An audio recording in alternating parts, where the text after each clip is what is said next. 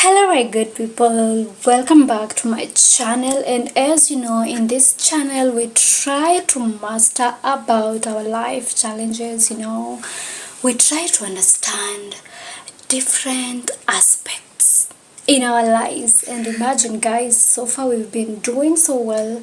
Hope you've been learning something. Guy, msiniambia mlearn kitu sababu guy, why? Yeah, so guys, for the new members in our family, my good name is Njiru. I'm a psychologist and I'm here to help all of you guys. I'm here to help you understand life, understand psychology, understand how to come up with ideas when you're faced with life challenges. Okay, guys? Yeah, so guys, if you've not subscribed, kai akisijui tunangoja nini, ama pia mnataka niwafunze how to subscribe. Hey, I can do that by the way, seriously, if you itafanya msubscribe. And also guys, turn on the notification bell so that anytime I get to upload any new video, guys, usipitwe na skills. Hope mko na notebook na pen. Okay, those are the two requirements you need to be in this channel: a pen and a notebook. Najua huwezi kosa kitu moja ya kuandika.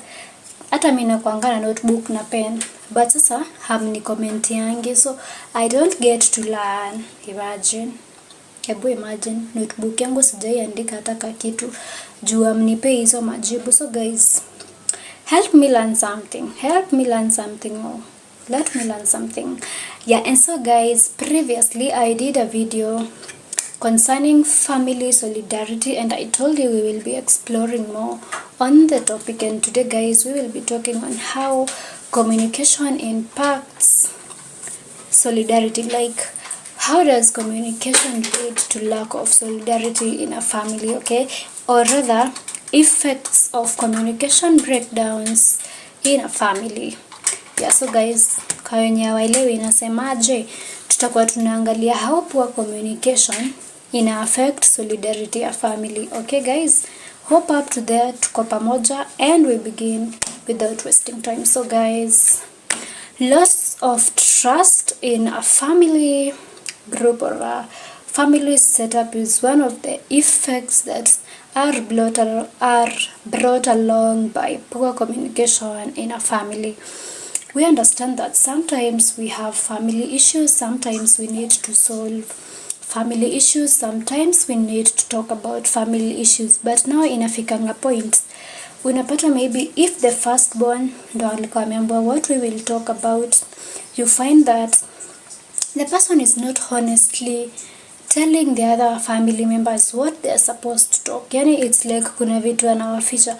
Or rather, if there is a story to be solved in a family, you find that maybe one person in that family is trying one way or another to hide something. So the other members might feel like ni kama hawafai wajue, so they feel betrayed, they feel like they can't contribute, they feel like they are missing something very important. So this might lead to loss of trust, whereby the person who was supposed to solve something doesn't give the full information, or rather maybe they told 3 siblings, they left out 2 siblings, maybe they told one sibling to go and tell the other sibling. Yeah, so this brings along loss of trust, whereby one feels like, why should I not be involved? Why should I not be told the whole story? Why should I not be told the whole package? Why will I not be told when something was happening in a family? Yeah, so guys, ensure that if you are supposed to solve something, tell everyone the right thing. Si ati huyu anajua hii, huyu hajui. That leads to loss of trust, because one might think as well like, mbona mimi asiniambie naambie nani? Yeah, that is one. Another thing is a lot of misalignments, whereby guys, hey, hebu kujeni hapa na mshike masikio msikie hii. Guys, I understand that sometimes we put expectations into our minds, and funny enough, we don't speak them out. You understand? Like maybe you have a sherehe at home as a family, and you have put in mind that your first sister is supposed to buy the cooking stuffs, you understand? Na humwambi, imagine humwambi. So what happens is that the sister might feel disappointed, the sister might feel as if they are not loved. The sister must have the feelings of unfairness simply because why would you not tell them that they are supposed to play a certain role? Guys, if you want a person in your family, you want a person in the family to contribute in a certain role, the best thing you can do is talk about it. Tell them about it. Tell them about it, Let them know what they should do as an individual, because sometimes it's hard, Sometimes you go to a supermarket with your brother. You've not told them, by the way, they're the ones to buy you something. You understand? Yeah. Then no, you're going to pick items, hujui kama ako na pesa, and when you get to the cashier, that is when unawapea macho za hey, unajua unafaa ulipe. And the brother is like, hell, I know, because they don't want embarrassment. They end up paying, but utapashwa mtu wangu.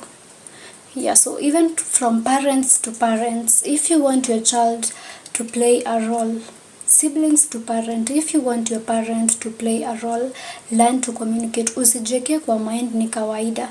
Usijeke kwa mind that it's supposed to happen. Learn to communicate. Tell them, we need you to play this role. We need you to do this for us. We need you in this part of our lives. Okay, guys? Yeah, the next thing is poor communication also leads to alienation of other members of the family. Yeah, for instance, guys, we are planning a sherehe, and we need to have a certain theme as a family. Maybe we are a family of 5 people, and when the family speaks, maybe one person is left out. You understand? Like, hakuambiwa theme. You understand? And then maybe they appear wearing something else. That person might feel like, mbona hamkuniambia tulikuwa tuvae pink? Mbona hamkuniambia ilifaa kuwa hivi na hivi? Sometimes also parents communicate about certain ceremonies and maybe they didn't tell one person. Maybe when people are making a decision, kuna mtu haku communicate properly because simply they feel huyu ako shule, huyu maoni yake haifai. You understand? Like, for a family setup, guys, if you really want unity, let communication be key. Kila mtu afikiwe na habari equally. Well, that is what I was to say. Equal communication to all members. Okay? If it's something that the whole setting should know, let everyone know. Isikuwe ati kuna watu hawajui, isikuwe kuna watu points zao haziwezi chukuliwa, isikuwe kuna watu hawawezi changia. Let everyone feel appreciated in the family. And guys, communication can really lead to disunity. Let us learn to communicate properly, okay? Another effect of bad communication is people having increased tension, people having increased conflicts. What do I mean? Sometimes when people feel like they can't talk to their siblings, they can't talk to their parents, unapatanga wame involve that party. Like, if you want to communicate to your parent, you start calling your auntie, you start telling your friend, call my mom, tell them this, and this leads to tension because a parent might wonder why doesn't she want to talk to me? What did I do? Maybe you don't want to talk to your sister, you start sending their friend. The sister might feel like, wait, unanitumania. That statement of, mimi unanitumania sisterko, unanitumania sijui, nasikia vitu zako sijui through someone. You understand? Yeah, like, guys, let's communicate effectively. If you need to tell your sister something and you feel like hamko vizuri, you can text, and through that text you can tell them that you need to solve your issues. You understand? Like, hacha kutuma house girl. Yeah, like, if it's correcting a person, maybe if you live with your sister, you live with your parents, if you really want to correct them in a positive way, correct them in a way that they will feel like, yeah, I did wrong. But when it comes to involving third parties, I know sometimes huwa inahitaji to that party, but guys, sometimes involving a third party brings along tension, anxiety. it makes someone feel like we hapo ndio tumefikishana. Personally mimi sipendi kutumaniwa. If you want to tell me something, come and tell me face to face. Lack of emotional support is another effect of poor communication in a family. What do I mean? Sometimes we don't tell our family members what we feel. You know, if you really feel like wanashinanga wakikuita kadogo, you know, if you feel like hey manzi kuna design wanakuingilia, now if you yourself don't talk about it in a positive way, it brings emotional distress, whereby sasa hakuna mtu anakusupport emotionally. You know, if you come to me and tell me you're feeling isolated, you're feeling depressed, I will be able to support you. But if you don't talk to me effectively, if you don't communicate with me effectively, I won't be able to know what you're feeling. So it happens like, no, you feel like you don't want to meet anyone, you don't want to be with anyone, and you will think that people don't want to support you, but it's simply because they don't understand who you are, you know. Yeah, sometimes siblings unashanga, your sister doesn't want to talk to you. Maybe they have changed, and do you know it's simply because maybe they are facing something, but they don't want to talk about it. They just feel like, acha tu. So guys, can you learn to communicate? I know you can't lack that one sibling you're close to. You have your parents, you understand? Okay, speak it out so that watu wajue you are depressed, they know how to handle you, your parents know how to handle you. Kama tunakuingilia tunaacha, you understand? But ukijinyamazia kama mimi kababa, now how will we know? How will we know? So communication is really key in a family. If your family depends on you and hauambi umesota, how will they now stop borrowing you money, you know? Yeah guys, and I'll also be talking about financial decisions in a family, because hiyo nayo imekuwa issue ingine kubwa sana in our society, whereby parents, siblings think it's compulsory to kusaidiwa na mtu wao, rather the other way around. Yeah, so guys, learn to talk, especially when it comes to your emotional needs. Learn to speak out, learn to talk, because if you don't talk, my dear, kitakuramba. Kujeni hapa sasa. Hii nimewashika. You see guys, unsolved conflicts in families is, I think it's the key thing breaking families, okay? Watu wamekeana grudges simply because you don't solve. But my question is, maybe I'm your sister, okay? I took your picture, posted it, but wewe unitext uniambia it was wrong. You understand? I posted your baby, unitext uniambia it's wrong. When it comes to our parents awatuambi when we did this it was wrong. You understand? So guys, we don't end up solving conflicts. Wewe tu unaishingi ukisema Joy amenizoea, Joy akona tabia mbaya, sitaki kumuona, sitaki mambo yake. Then mimi nikikuja kwako, mimi nakuja na smile, imagine nakuja like it's nothing happening, and then I'm like, yo, mbona umenijamia? And it's simply because you didn't speak out. Imagine, like hukuongea. Like guys, I'm always saying, learn to solve issues, and issues are solved through communications. Like if you have poor communication, my friend, to solve conflict ni ngumu, because now there are people who have running mouths, you know. Anytime you try solving a conflict, asha kutusi, like you really want to solve it. But yeah, so guys, let's communicate properly. Learn to tell your sister when they wronged you. Learn to tell your brother when they wronged you.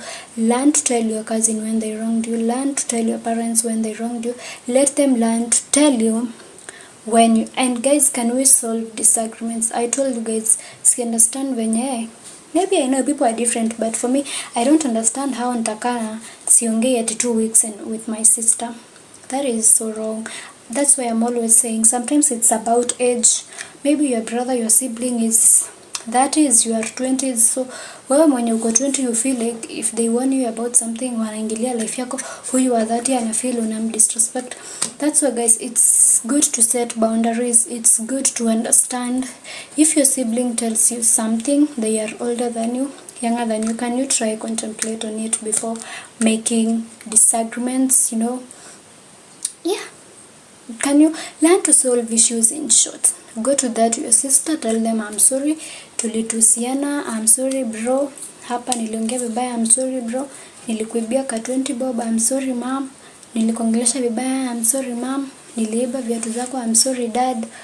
Yeah, okay. Kwanza especially I always feel like when people have conflicts with their dad, they have to pass through them.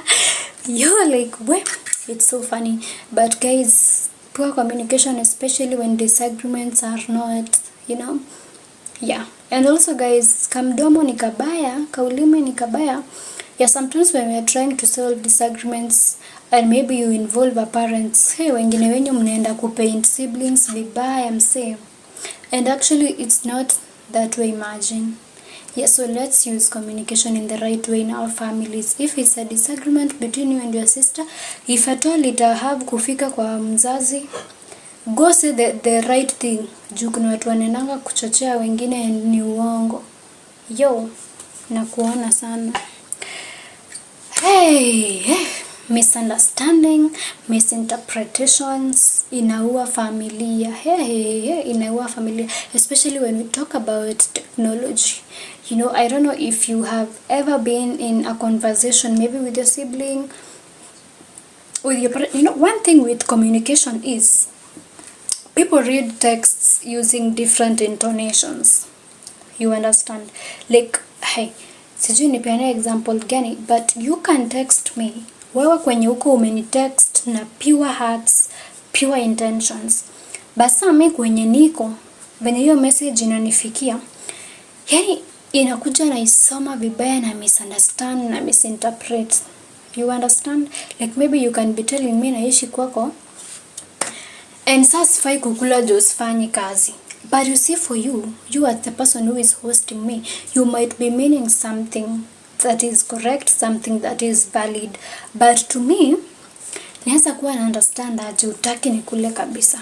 Utaki nikule till I work, you see. So poor communication, guys, can lead to misunderstandings, can lead to misinterpretations.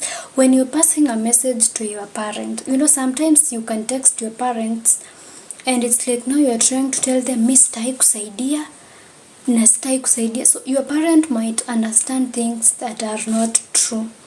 You understand? Like sometimes you can text your parents, you want something, and then they decide to think otherwise, they decide to interpret it in another way, whereby one might feel hurt, disappointed, like why will my parent do that? You see, kama mimi, there was a day I was in some problem in school, and then I called my dad. And then he was like, sasa mi nifanye nini? So, hey, for me, by then I was hard that I had to go home because I was like, yo, hey, like I called you for help and then unaniambia nifanye nini? Like, sijui kama ushajipata situation yenye unaambia mzazi umefukuzwa, hauna pesa, and the parent is like, sasa nifanye. And guys, when I talked to him later, because we are free, tukwanga free sana, it was like, yeah, alikuwa like, sasa nitakusaidia aje, una understand, like mimi nitakusaidia aje. It was not like the way I understood, una understand. So sometimes when our parents wanatujibu, it's like they are frustrated, like wako guys, sasa mi 200k natoa wapi? You understand? So can we communicate effectively? But also for me, I told him, hey, venye ulisema ungeniambia tu, hey, sasa mimi sijui nifanye nini. But no, it's not like saa nifanye. You understand? So that's why I'm saying how you communicate. Even, let me tell you, you see that your big sister or big brother, you want them to buy you a phone. Can you, buenda request vizuri, simu utapokea. But if you go, it's like you're commanding them, my friend. That's what some parents are always saying. The way you ask for something determines how I respond and determines if I will offer it to you. You understand? That is why it's called communication. Communication is key. How you communicate determines a lot. So if we want family solidarity to happen, we have to communicate effectively.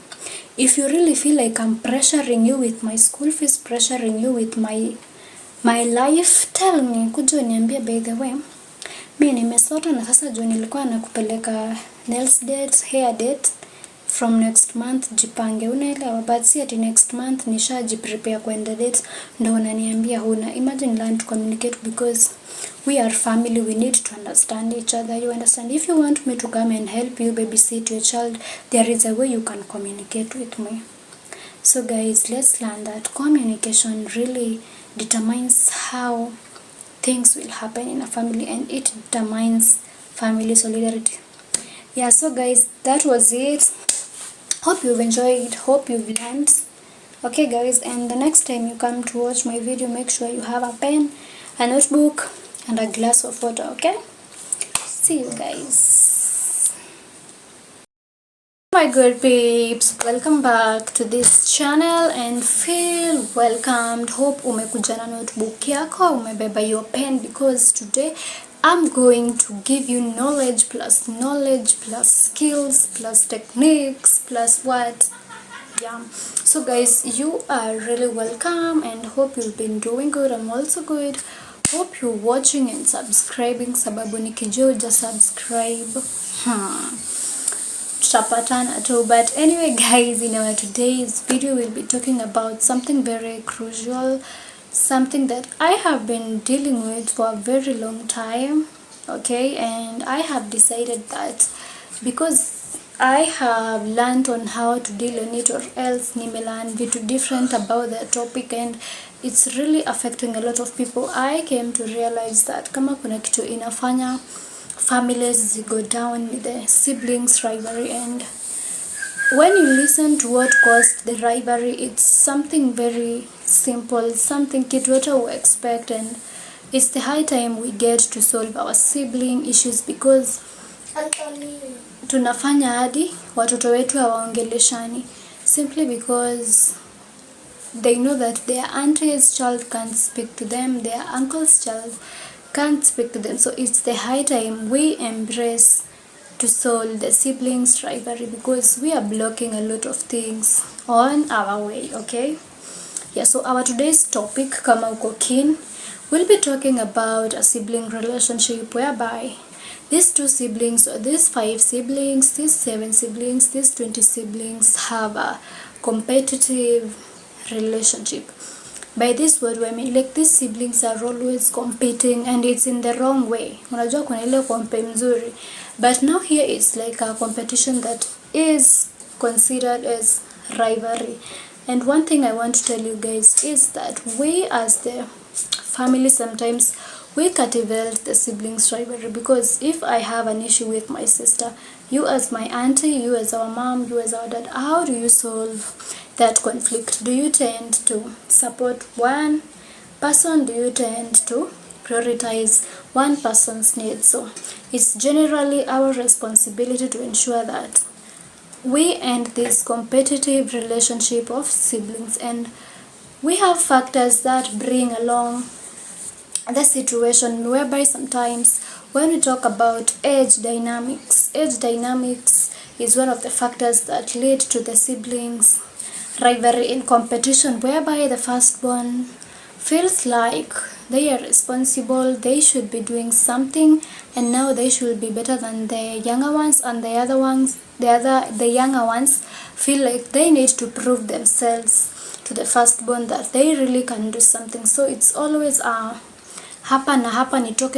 It's always a competition whereby the firstborn wants to show the lastborn that you can't. The lastborn is there trying to show the firstborn that I can. So it becomes a very bad competition, whereby you find that people had to pick loans to only show other people that they are able. You understand? Sometimes the firstborn might also achieve a car before the firstborn, and now it becomes a whole competition whereby the firstborn feels pressed. So let's end competition. Let's learn that whether you're the firstborn, you're the secondborn, everyone is blessed differently, and everyone's hard work is different, everyone's destiny is different. Let's avoid that whole competition. Another thing is the parental way of bringing up children, like the parents. Some of the parents are really causing siblings rivalry, whereby there is favoritism, there is favorism, whereby one child is favored, is treated well simply because maybe they are wealthy, simply because they are firstborn. You might find that sometimes the firstborn amekaziwa, the parents are so strict on the firstborn, but when it comes to the other siblings, they are not. Maybe a parent is very ready to take one child to school but not ready for the other one. Maybe the parent is ready to buy clothes for one, but for the other one they are left out. So as parents, we need to know that whether one is clever, the other one is not clever, they are all your children. And we are always told in the African culture that don't predict someone's future.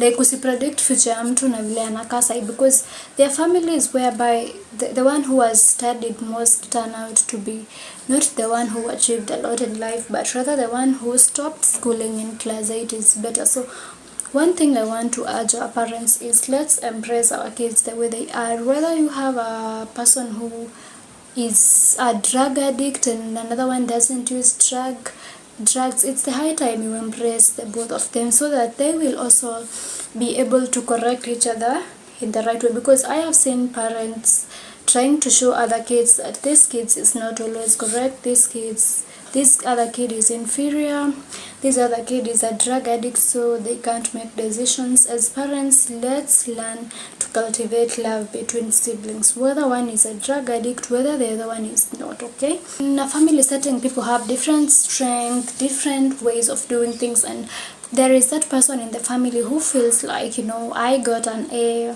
I'm best in maths, I'm best whenever I do something, I'm the best in this family. So they really feel like competing with their siblings in terms of their siblings hawawezi mpita, their siblings can't do everything simply because they are in the house. So also that is something else that really triggers siblings rivalry when it comes to competition. This person feels like they have to really compete, but also we need, as parents, we need to stop the parental comparison, whereby now some sibling is told that they don't bring along shopping, the other one is told that they bring a 50k shopping. So these kids will always be fighting in terms of, wewe ni mzuri, mama anakufavor, sijui mom is saying mama anafanya, yeah. By the sometimes siblings usually feel like, if I call mom, they won't send me money, but if my brother calls mom will very quickly send the money. So it's a lot of confusion, it's a lot of great work that we need to do in our families to stop embracing the rivalry between our siblings, and these competitive relationships in siblings bring a lot of effects when it comes to depression. It brings along resentment if it's not well solved, because now when siblings go into rivalry, a lot of things fail in a family because there is no peace.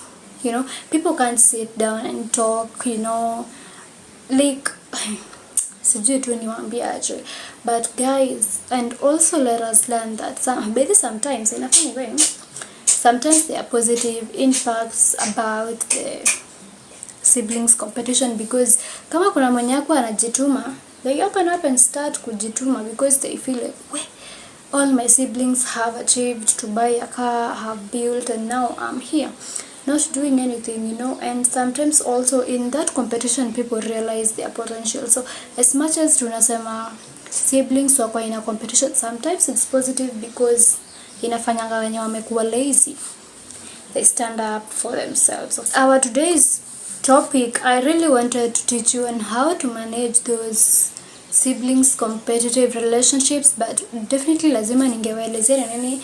Promoting teamwork as a family is really important. I did a video talking about family solidarity, and one thing I said is, if you want to attain a family that has solidarity, you really have to practice teamwork.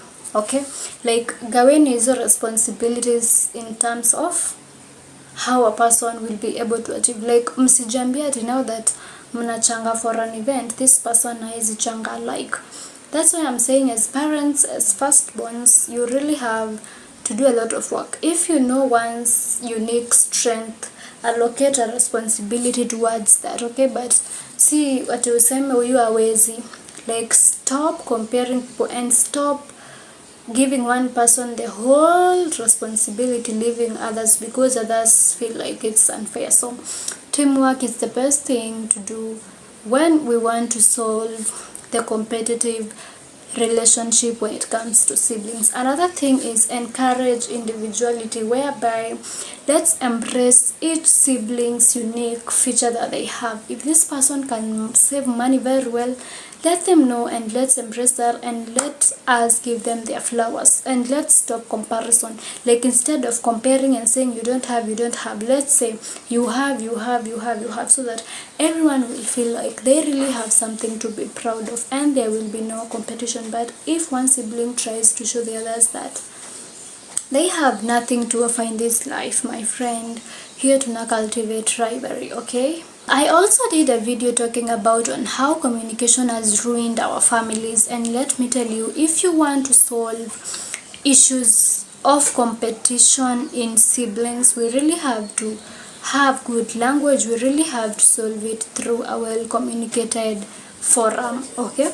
Whereby I mean, like, do you get into arguments when solving this and you start talking about competition again, whereby you start saying wewe hata nilikulipia fee, wewe hata nilifanya, and then you're like wewe hata nilifanya. Like, when solving conflicts, let's learn to solve them in a mature way, okay, in a good communication. Because guys, I'm always asking you now, how do you get into conflicts with your siblings? They are the first family. If you understand, you see, like for me nakwanga nimejiwekea, like, it's my life, hakuna mtu anafaa nisaidie, so if my siblings feels like coming in and assisting me, it's okay, but it's not like nijiwekea watanisaidia, because they also have their things to do, you understand? Yeah, so let's learn to solve conflicts in a mature way. If you are a firstborn and you are solving an issue with the lastborn, understand that person and talk, okay? Learn to talk in a way that everyone is comfortable. I feel like sometimes as siblings we don't set boundaries, like literally we don't set boundaries. Let us learn to set boundaries. Let your sister, let your brother learn that when they do this, wame cross lines zako. When they do this, wame cross lines zako. Like, guys, let us cultivate respect, and the only way we can cultivate respect is by setting boundaries, okay? Let's respect each other. Let us learn to embrace each other, like cultivate love among yourselves. Let your siblings know when they have wronged you, when you have wronged them, but stop being in a competition of alini block, name block, she went and sijui akani stalk wapi. No, you are going to stalk them. Hey, tuache na hizo mambo za nitoke. How is it hata sijui tit for tat? No. Can you set boundaries? And we are setting boundaries. Let's embrace fairness. If you're typing something, is it fair to the other person? You person who is being typed, what you are typing, is it very fair for this person? Okay, your request, is it fair to this person? My request, is it fair to my sibling? You understand? Like, let us learn to understand each other. Expectations to chini also. And I always feel like as siblings also, can you set boundaries on expectations? Because sometimes siblings wekeana expectations, but it doesn't turn out the way it is, especially when it comes to third parties. And actually another rivalry that comes in is third parties in siblings. Sijui rafiki ya sistangu akafanya tukakosana. How sasa mtu anatoka nje anakosanisha aje? Can you learn to be you and your siblings, okay? Parental comparisons should stop. We already said that. One thing about parental comparisons, it's really something that affects a lot of people, because some people do things knowing that mama yao atawatetea, their dad will tetea them. So parents, let's be kind to all our siblings and let's embrace love, okay? If you have unsolved conflicts with your siblings, go solve them. By the sometimes if you wait for your parents to solve them, they might not be able to solve them, because sometimes actually wazazi wakisaid na mtoto mwingine hawajuangi. Yeah, so sometimes I always feel like yeah, like me usema sasa mambo za Nairobi zinafikaje ushago, like you live with your sister in Nairobi, then mmekosana, so you solve it in that house. You know, it's not like everything you have to report at home, because sometimes we give our parents blood pressure, we give them things that are not sensible. Okay, so let's have boundaries. If you want your sibling to respect your spouse, let them know and let them have boundaries. Yeah, so guys, that has been it. And guys, usikue hapa na umekosana na sibling wako, can you go and solve it? Imagine, it's nothing big, it's nothing big. No matter what they did to you, let us know to embrace that loving sibling relationship whereby you are there for each other. Like kushaona siblings tu wanapendana. Yeah, let's cultivate that. And guys, let me know in the comment section what else you would like me to show it concerning siblings. See you in my next video. And guys, thank you for the support, thank you for the love. Any questions, any inquiries, any person who is facing difficulties in life, my email iko hapo kwa description yangu. You can as well talk to me. Bye guys. Hello my peeps, welcome back to my channel. And in this channel we really learn a lot. You know, I help you master your life challenges. I help you understand different aspects of life. You know, I help you understand about the mind. You know, in this channel tutakuwa tuna interact guys, and we will be talking much about life. You know, and my good name is Njiru. I'm a psychologist, and I'm really passionate about making psychology something that is accessible, something that is practical, you know. And I'm here to help you guys. So anytime you have any questions, anytime you feel like you need to understand something about life, about psychology, always comment down there in any video, or rather you can text me, okay, through my email. Iko hapo kwa info yangu. Yeah, so guys, today we will be talking about something all of you guys know about. Okay guys, I believe that every one of you belongs to a family, you know, maybe a church family, your relationship family, or rather your family that you were born in. And if you don't have one, you are in this family sasa. You are officially signed in this family. I'm your mom. I'm your dad. Yeah, anyway guys, today we will be talking about something called family solidarity. You know, yeah, like atukange tuka familia simply because tunaka, we really need that solidarity. And guys, let me tell you one thing about a family that has solidarity is everyone feels safe, everyone feels like life is easier, you know, because family comes first. And we always say that east or west, home is the best. And guys, when we talk about family solidarity, we try to check on the mutual unity in that family. Like, what does that family share when it comes to emotional needs, when it comes to responsibilities, when it comes to family affairs? Like, how do you do it? Yeah, so guys, when we talk about solidarity, simply we try to understand the unity in a family. Okay guys, and one thing about family solidarity, it is that it comes with a lot of positive impact, a lot of it, because one is able to improve their goals simply because I don't know if you've ever found yourself in a family setup where everyone is like, could you start a shop? You know, could you further your education, rather than that family whereby if you start doing something, everyone is like, usifanye hiyo ikupei kazi. You understand? Like, one thing about positive impact of family solidarity is also it encourages a sense of belonging. You know, a sense of belonging is whereby you feel that you belong somewhere where you are proud of. And one thing about self-belonging is that anytime you belong to somewhere where you feel you are safe, you are always able to do things, you are always able to figure out things, because you know that when life fails, when life is hard, you have somewhere to go and sleep kidogo, somewhere to go and rely on kidogo before you are back to the streets.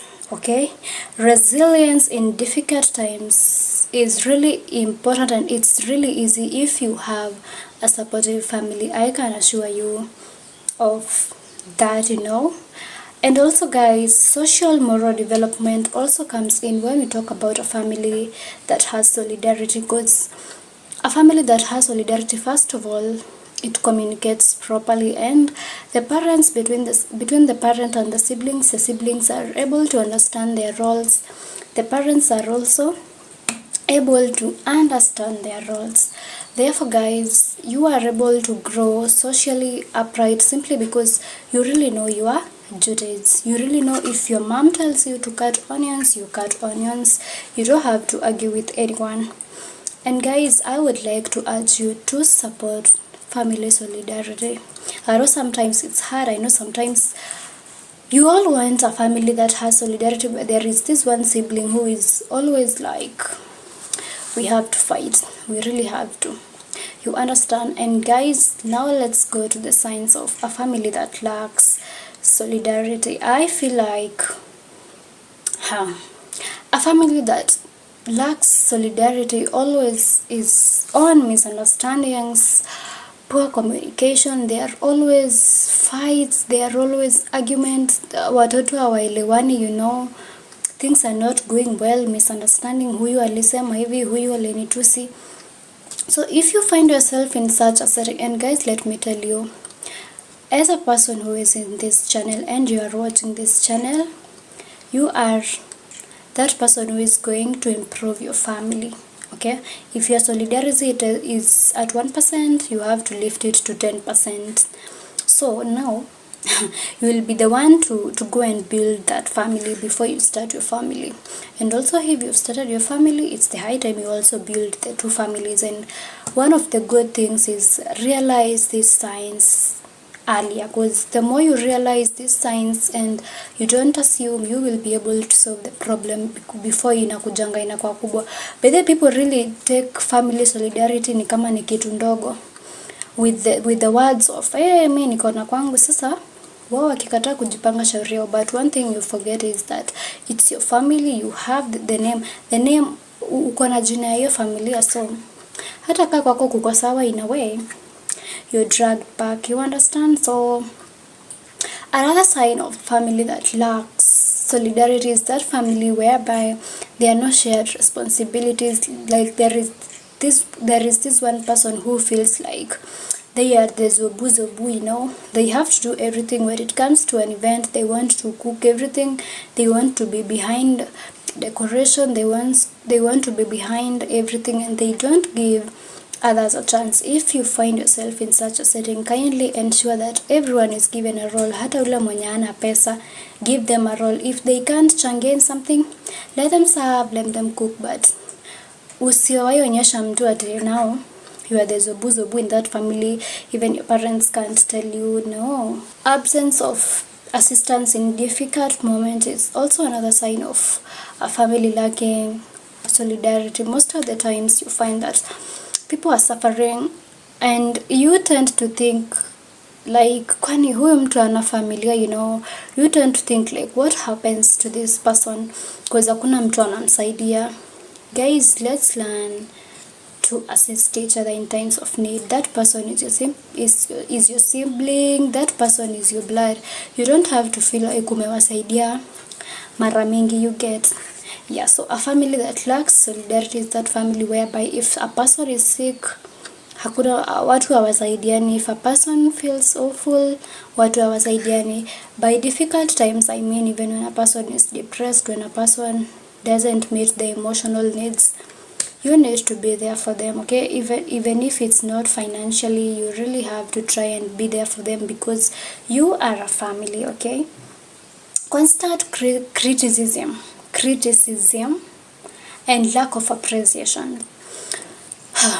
I have found out that a lot of conflicts kwanza za siblings hukujia wapi, zinakujianga hii place yenye a person has achieved something and then they feel like the sibling is not really appreciating them. Then it starts to feel like, hey, huyu ako jealous, sijui nini. So by the time inherit parents, it's really difficult to handle, you know. That's why I'm saying it's siblings love each other, so that now when you go to the parents side, hata wao itakuwa easy yako, you know. The parent has the 5 kids, yeah, Na mzazi hafai kuonyesha ati mtoto mmoja like yeah you are the zobu, you know, unaweza tusi wengine, you can do other things. No, so that's why I'm saying let's stop criticism. Yeah, you know, sijui nyumba alijenga inakaje, sijui alifanya nini. Like a family that lacks solidarity is that family whereby one member has achieved something but no one is appreciating them. They are there criticizing what they have achieved. Yeah, like sijui kama ushaipata mtu ameshinda kitu fulani and then no family appears in any way. And then you wonder what? Huh? Yeah. So that is another sign of a family that lacks solidarity, holding grudges. Hey, my people. Hey, ni kama kuna watu tu, they have abilities to really hold grudges, and I always feel like holding grudges ukuja na many unsolved issues. You know, like kama nakosana unsolved issues, unakosana unsolved issues, huyu sibling ametetea huyu sibling, huyu parent ametetea huyu, and now it becomes messy. Like literally it becomes messy. So it's the high time, guys, let's learn to appreciate our siblings, our parents, you know, let's learn to be there for them emotionally, physically, guys. Let's always not distance ourselves. You know, some people always want individualism. Like if you call them for a family gathering, they're like they don't want to meet a certain person. They don't want to feel like this person is tuko karibu. You understand? And it's really a bad thing. It's awful. And that's why I feel like our family ties zinaenda zikibreak simply because of tu vitu tudogo. Can we learn to love each other, you know, and understand each other? Because tumeumbwa differently, but we are one. If your parent calls you for a meeting at home, just go. But I don't really understand how siwezi kuwa naongelesha brother yangu or my sister. Yeah, because kuna mtu out there anawish angekuwa na huyo sister or brother. Kuna mtu anawish angekuwa na mama ama baba. And then you are blessed. You are joking. Yeah, guys, let's fight for our family solidarity. I'm always saying that hata kama ni ngumu aje, we can try. And sometimes I always feel like hata si wazazi wanakosa sana. It's always about siblings, and now when the parents come in, unapata wazazi wenyewe wanakosana because this parent feels it's this one's fault. This parent feels a type away. And guys, yeah, so guys, we've talked about the science, the importance of family solidarity, and now guys, technology has really, guys, affected our family connections, and it has also, guys, strengthened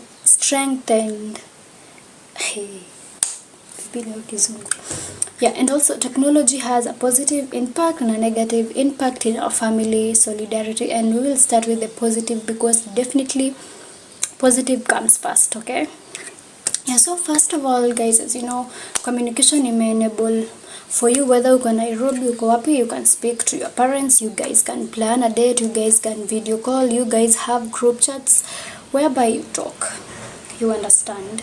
Yeah, and also technology is that place whereby people get to connect, you know, while they are watching. Children are able to use technology to study, you understand. Okay, guys. Yeah, and also families also use technology in terms of planning for events, whereby unapatanga mmeka calendar ya task, mmeka budgeting tools for your families, so that the family is able to come up with a certain budget and what they will use for this for a certain month. And so I bring along conflicts mingi, you know. Yeah, families are able to, if they have events, they are able to design the events using technology, checking for themes. Yeah, you understand, guys. Yeah, and so guys, goes positive si mingi. Hey, acha tuende penye shida iko. What's the negative impact of technology in family solidarity? Guys, you know, I am always wondering, how will you bring your family issues online? Like how now? I totally don't understand. But it's okay, you know, watu ni different.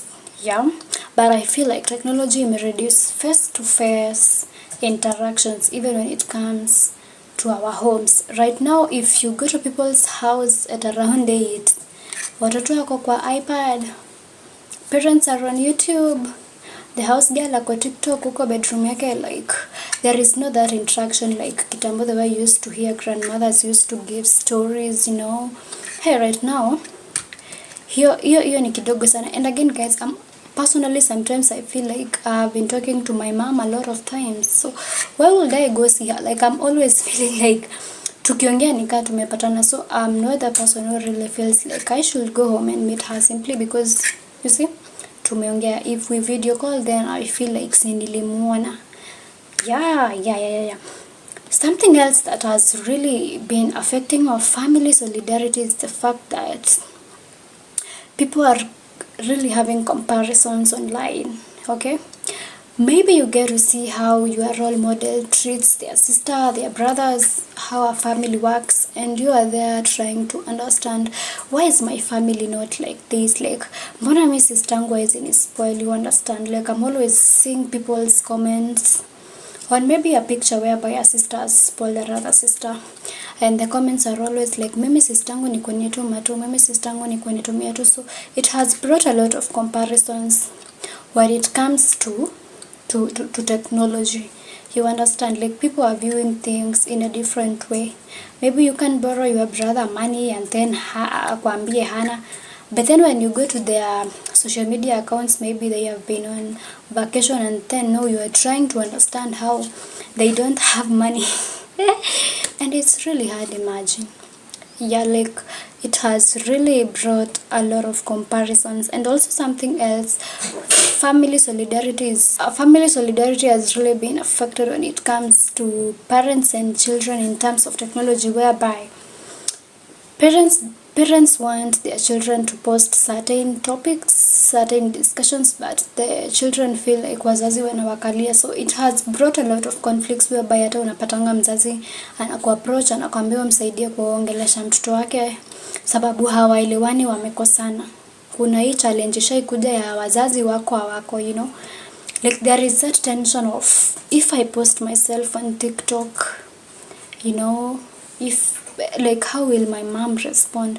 Sistangu atakuja kunipasha, my brother atakuja kunipasha. Like there is that tension, and a lot of times by the way even siblings argue on the point of ati hizo vitu niliona una post, mimi usiniite sister, don't call me your sister, simply because you're posting certain topics. You understand? Like technology has really brought a lot of confusion, you know. Yeah, and guys, that's it. And I've told you guys I have a lot of topics or subtopics to talk when it comes to family solidarity, but I really wanted to introduce the topic, and we've spoken about what is family solidarity, the importance, the signs to look at if your family is not a solidarity, is if your family is lacking solidarity, guys. And also we've seen how technology affects family solidarity. So guys, keep tuned, turn on that notification bell, because yeah, the next two videos I'll be doing sasa zitakuwa zinaingia deep into family solidarity. And guys, before I do those videos, help me spread this what will I call it, this topic about family solidarity, and let us love each other, guys. Mambo ya familia usilete online. If you argue with your brother, go solve it at home. Okay guys? Yeah. And also, yeah, tusistress wazazi and support your siblings, guys. Support them manze, hata kama wako too much. And for the firstborn daughters, I have your video. I know you guys are suffering. Najua firstborn daughters wana suffer, guys. Hey. Yeah, so guys, tupatane in the next video, guys, and make sure to subscribe to figure out 200 by this week. Yeah guys, so see you in the next video. Bye.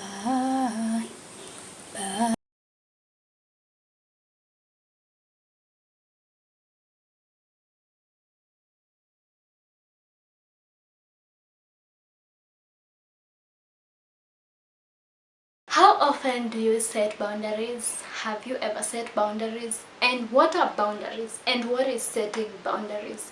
Setting boundaries is one of the cutest things I have realized personally, because it helps you maintain healthy relationships. So guys, first of all, what is setting boundaries? Setting boundaries is always the process or the practice of speaking about what you want for you and for other people. Or also we can define it as the act of speaking out what you really want. Like how do you want to be treated? How do you want things to go? Like you're really putting up guidelines. So if I'm your friend, if I'm your workmate, if I'm your sibling, I'm able to understand that your boundaries zimefika hapa, my boundaries ziko hapa. So how often do you sit down and set boundaries? How often do you? In my previous video I have spoken about people pleasers, and one thing that people pleasers really struggle with is boundaries. Maintaining healthy relationship is really hard for them, and that's why I'm here for you, my people.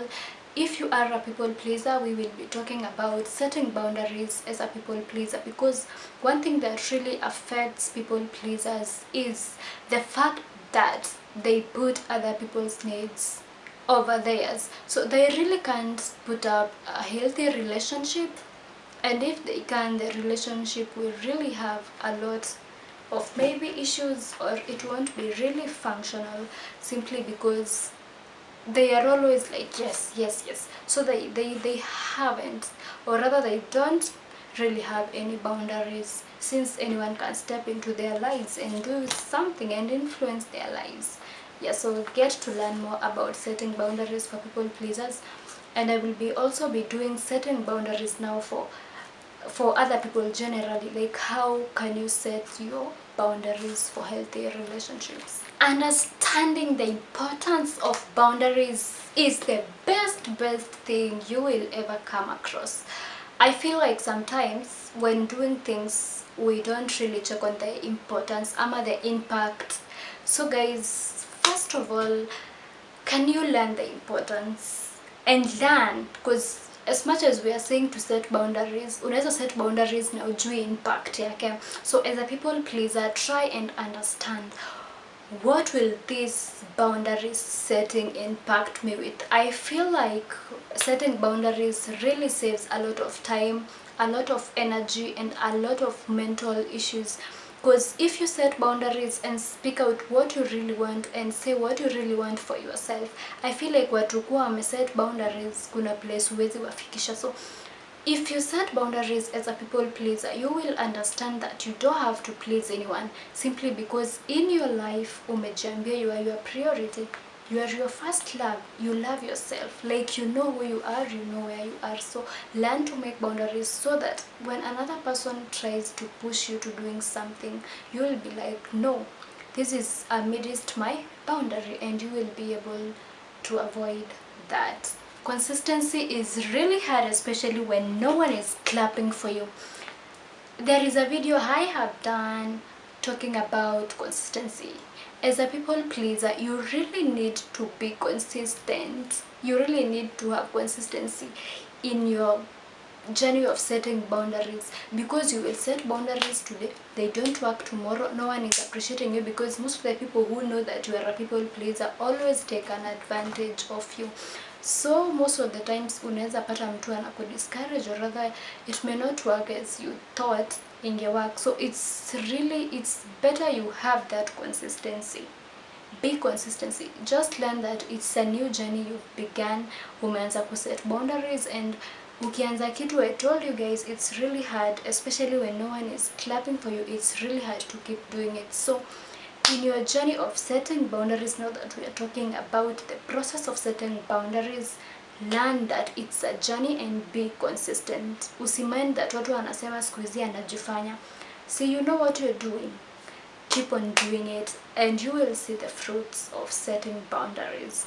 Over explaining, hii nayo inatumaliza mjini. I feel like I'm also an over explainer, especially when I fail on something. I really try to explain to you why I didn't do whatever you wanted me to do, ama mbona sikufanya ulichotaka mimi nikifanye. Yeah, so guys, if you are a people pleaser and you're there struggling to do your boundaries, to have your boundaries created, I feel like you should start practicing to say no and stop over explaining yourself. As I said, guys, it's a new journey and haitakuwa a walk in a park. Haitakuwa a walk in a park. You utapatana na challenges, you know, and you really have to keep saying no.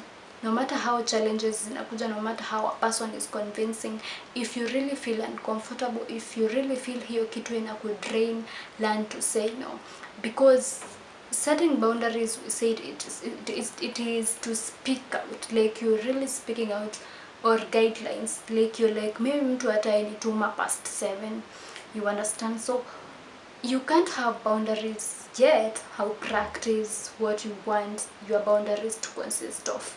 So first of all, can you practice? And especially, I'm always advising that if you are trying to practice to say no, learn to use the I statements, like I am not comfortable, I am tired, I'm on a call, I don't do that at night, you know, and that will really help you. So we'll practice to say no, stop of explaining yourself. Feeling guilty really affects people pleasers, simply because mtu amekwambia ufanye kitu it's not like umekataa, but you're not able to do whatever they want you to do, so you end up feeling guilty. I don't know if mtu ashai kutuma umbaye kitu tao, then you're like, no, sipiti hiyo njia, sipiti Naivas, you know, and then you end up feeling guilty in the terms of heri tu ningembaia, heri tu ningeenda na yeye, heri tu, like heri. Can you stop feeling guilty and learn that it's okay to love yourself and it's okay to take care of your needs as a first priority? Because you don't have to keep pleasing people at Indowa Bambe. And then yeah, by the I always feel that, especially now, let's say ulikuwa unaenda tao, and then watu ulikuwa unaenda maybe place ka wapi, maybe archives, then mtu anakutuma hadi Kamukunji. Sasa unaona huku uende huko kwote, hauko uende kokote, so it's your needs. Upendi kuchoka, upendi kuchomeka na jua. So can you learn that and appreciate that loving yourself is key? Taking care of your needs as a person is also key. So yeah, don't feel guilty because it's your life, it's what you've chosen, it's taking care of yourself. Wow, acha wajipange. Learn to be that person who states statements clearly and directly.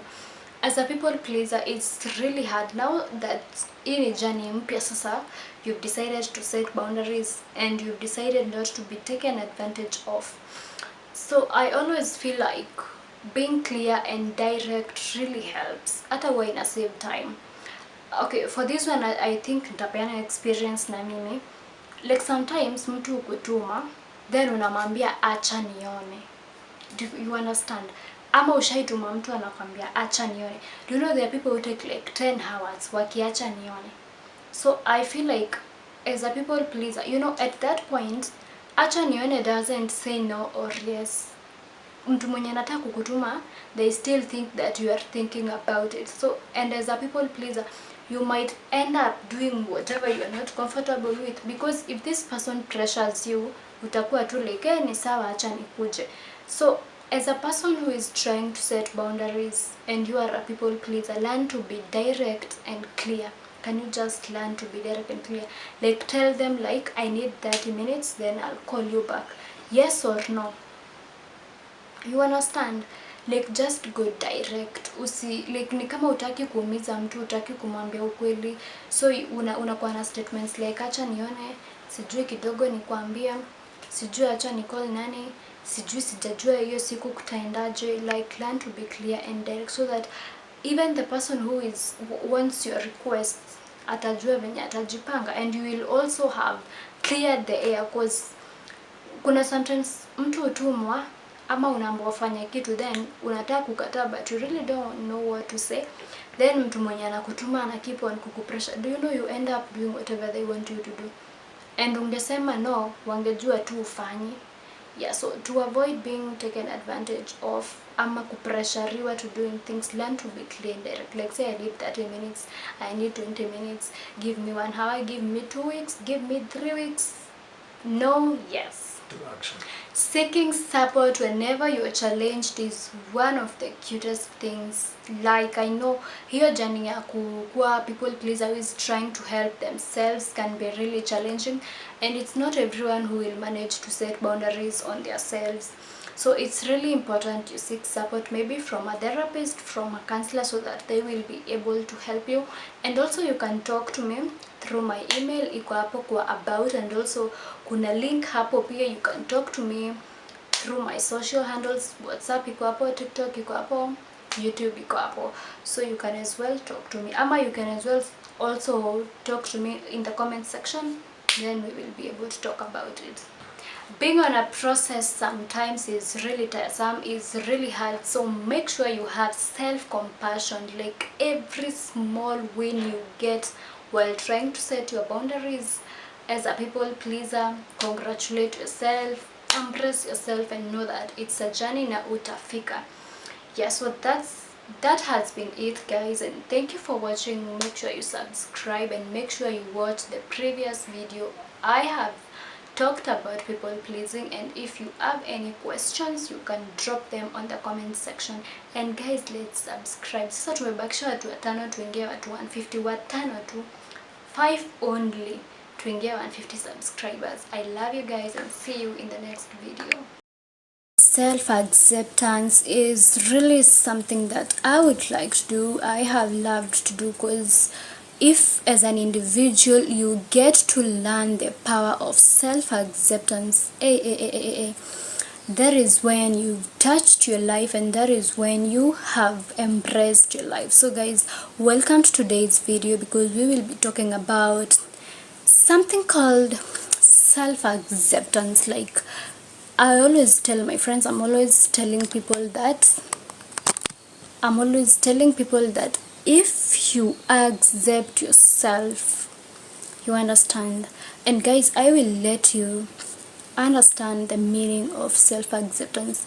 Self-acceptance is that act of accepting yourself in terms of your strengths, your weaknesses, in terms of when you go wrong, when you make mistakes. Do you really understand that this is part of life? Do you really perceive it as part of life? Ama you start judging yourself, you can't accept who you are, you can't accept that you did something very stupid for love, you can't accept that you really did that thing. And I always feel like, the same way we say that if you forgive people, you move on peacefully, you have peace, it's the same way if you refuse to forgive yourself simply because a mistake happened, that is what kills you inside.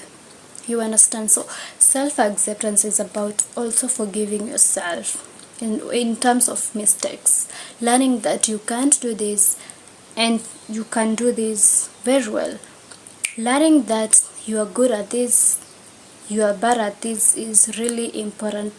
And so guys, one thing about self-acceptance is that your psychological state is always very good if you have self-acceptance, because you're really at peace. You understand?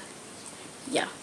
And also guys, your self-esteem is always boosted, because hey, if you really know you are good at something, why will you not have a good self-esteem?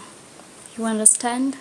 Yeah, so guys, let's learn to cultivate self-acceptance, and I'll be giving you tips on how to embrace it, because most of the times we really don't embrace self-acceptance.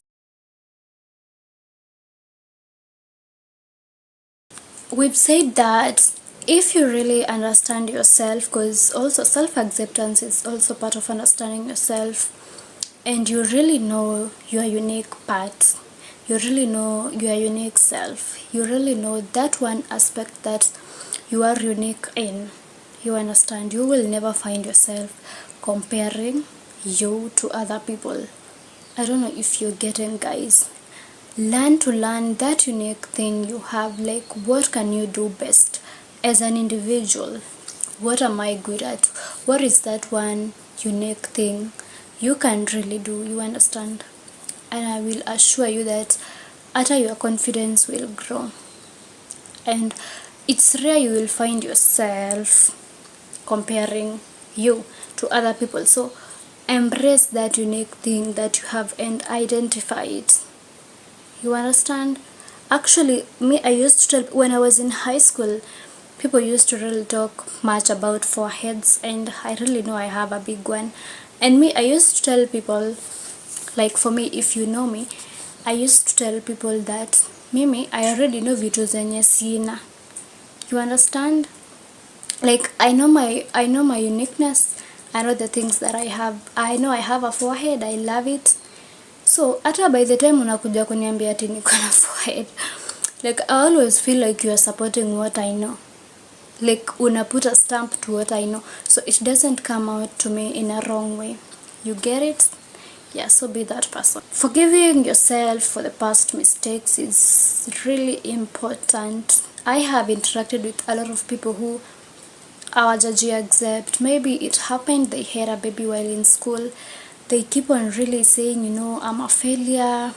I'm this person who, maybe someone did something for love and then waka heartbreakiwa. Like they really can't come to terms with themselves simply because they feel like it was a mistake and they can't forgive themselves. What I will tell you is that life is a process, and every process lazima tu inakuanga na makosa, and in life we are not perfect. Actually, if you are that perfecter, yeah, you really love perfectionism, something of sorts, you will really suffer. Learn that life happens and learn that things happens, and if you don't forgive yourself, you will be hurting yourself because hautakuwa unajikubali. You understand? Maybe you are born disabled. The best thing is to accept yourself, because through acceptance you will also realize that you can do this even as a disabled person. So learn to forgive yourself. You understand? Learn to forgive yourself, and I will be doing a video on how to always forgive yourself, so make sure you will subscribe as you wait for that video. Most of the times you interact with people and you realize they are always on, hey, mimi siwezi fanya, mimi siwezi, mimi tu ni kulala, mimi tu ni kukula, oh marafiki zangu, mimi sikuangi serious. Like, can you stop negative talks? Learn to have a positive talk about yourself. Always say, I read this. I'm always telling you guys, learn to appreciate yourself even for the smallest achievements. If you set a goal to work out, na umework out hata 5 minutes in a day, that's something. But it's really something, rather than haunge work out. So can you stop talking negatively about yourself and embrace the person you are, embrace the beauty you are, the handsome you are, the good quality you are. Okay guys, I feel like sometimes we really set unrealistic goals. You understand? And if we fail in those goals, now we tend to feel like we are failures. I'm always saying that, can you set a realistic goal?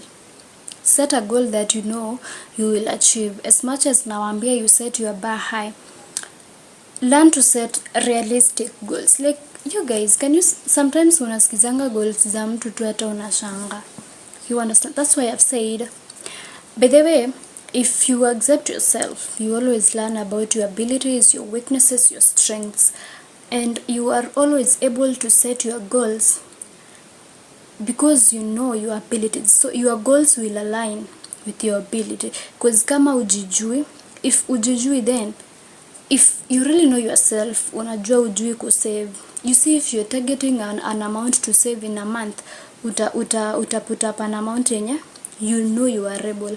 But if you don't know yourself, uji accept ujui kusave, you are forcing yourself to save. Unachukua 10k unaeka, then you start removing it from the savings. Like, if you really want to know your abilities, first accept yourself, then utakuwa able to realize, if I'm not good at savings, how much can I start with? If I'm good at savings, how else can I do it? You understand? Yeah, so even as we set goals, let us set goals that are realistic, because we are who we are. If I can't run 5 times in a day, then how will I set it in a week? nitakimbia 100 times. No, you start small. So learn to set realistic goals. Sometimes it's not that hatujaji accept, but people who are around you really determine your self acceptance rates, yeah, and your scale. Like, if hauji accept, then you have people, the people around you even cannot accept you, the people around you do not embrace you, the people around you, akonanga kitu poa kama mtu anakuambia, you do this in the right way, you do this in a better way, you do this in a good way, like you are able to embrace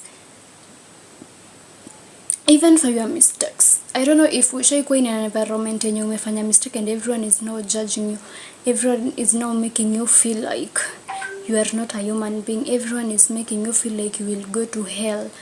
You understand, like it's really hard to forgive yourself when everyone keeps on telling you the things you did. Maybe you had an abortion, and you are yet to forgive yourself, and again the society is there trying to always telling you did this. So be with people who embrace you, be with people who tell you that you did wrong, but it's life. You understand, people make mistakes.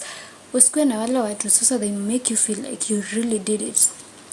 Surround yourself with positive people who are always telling you it happens this way and it shall be well, kila kitu itakuwa vizuri. Okay, we keep on saying that we need people to be caring. Right now, if you go to town or in a street and ask girls, what is your first characteristic of a man you need, they will tell you a caring person. But I'm always telling other my friends, if you can't take care of yourself first, then hakuna mtu nani atatoka kwa kuja kukutekea care, no one. And I'm always telling people, the way you show me, like ukinionyesha unajua kujitekea care, I'll also come to your life knowing that hey, huyu itabidi tu nimemtekea care. You understand, there are people who don't really take care of themselves, they are just wako tu. Learn to take care of yourself, especially your mental health. Learn to deal with your emotions. Always put your emotions first, always put your life first. Like, understand what makes you do this, what makes you think of this, and be able to eliminate it, be able to balance it, be able to control it. So it's upon you to take care of yourself, my friend.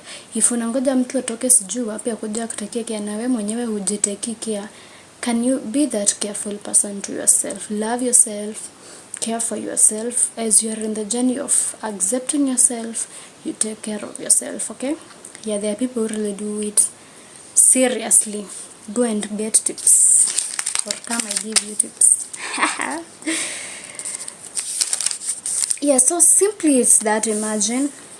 Yeah, and also negative self-talk ikome. You can't be talking bad about yourself. You are pretty, you are handsome, you are hardworking, you are learning to be an hardworking person, then you start talking. No, embrace it. Umesikia? And guys, let's stop judging ourselves when we make mistakes. We are in the journey of learning. Imagine to go at tender age, imagine a very tender age, and sometimes things happen. Sometimes things really happen. So it's upon us to take care of ourselves. It's upon us to understand that the best way you can do is accepting yourself. Okay, by the way guys, hey, there is power in self-acceptance. There is power, I can tell you, there is power. Hakuna mtu atai kuambia kitu, hakuna kitu itai kushinda, simply because I am who I am, simply because I am who I am. I am who God created me to be. I can do what God created me to do, because I am who I am who I am. Yeah, so guys, thank you for watching, and I'll be doing a video on how to always forgive yourself when you go wrong. You understand? Yeah, and always feel free to talk to me. Email yangu iko hapo kwa bio if you're facing any mental problems, other life problems, guys, and I will be of help. So meanwhile, let's subscribe and make sure we are road to 1,000 subs. Yeah guys, msikatae kusubscribe. Okay, yeah, have a lovely day. Ooh. Hello my good people, how have you been? Mnaendelea aje? I'm also good, and guys, hope you are well, hope you keep on subscribing. We are road to 300 subscribers. Na sijui mbona tufiki, guys. Can you subscribe and tell a friend to subscribe, because today we are talking about something that is really important in our lives. You understand? Like, whatever I'm going to talk about is something that we have, but we tend to think that we don't have, and we tend to kill it with some habits. And our topic today is about confidence. Yeah, like, on a scale of 0 to 10, can you rate your confidence as a person? Like, confidence in all aspects, because sometimes kuna vitu zenye we are overconfident, sometimes our confidence drops. Based on in what aspect is it related to? Yeah, so personally, I used to think that I don't have confidence until one day I sat down and realized that I really have confidence, but kuna habits zenye I used to have that used to kill my confidence. And that is why I have decided to do this video, to help you who is out there who thinks they don't have confidence, but it's only that wewe ndo unai. Yeah, wewe ndo unaiua. Yeah, so guys, let's get to it. And one thing that I have realized, or rather one habit yenye nimerealize ilikuwa inafanya confidence yangu inashuka. I was really a ruminator. I was really ruminating. Like, ruminating is that aspect when you keep on, like, you keep on questioning a negative instance. You understand? Like, maybe you are a presenter, maybe you are a teacher, maybe you are a salesperson, and ushajipata kwa an embarrassing moment, and you are always like, what? I wish I did it this way. I wish time nilipatana na hao customers ningewaongelesha vizuri.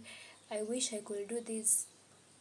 That was really affecting my confidence, especially when I was shooting, because kuna videos I used to do and then I used to feel like I didn't do it well. So anytime I wanted to shoot, I was like, no, hiyo video ningeifanya vizuri. Actually, I used to keep on telling my videographer that kuna video fulani I wish ningefanya vizuri. And one thing I didn't realize that time was I used to pull down my confidence to the point of, if I felt like shooting, nilikuwa najambia siezani, I don't have the confidence. So most of the times life happens, and unajipata whatever you are doing, maybe at some point haukuifanya vizuri. So the best thing to do is move on and learn that, you know, life happens and kuna kwangara mistakes in life. So don't keep on ruminating. Whatever you did, learn from it. Learn that sikufanya hii video vizuri, siku present vizuri, simply because of this and this, then you improve on it. Another thing that really destroys our confidence is thinking about what people say about us, you know.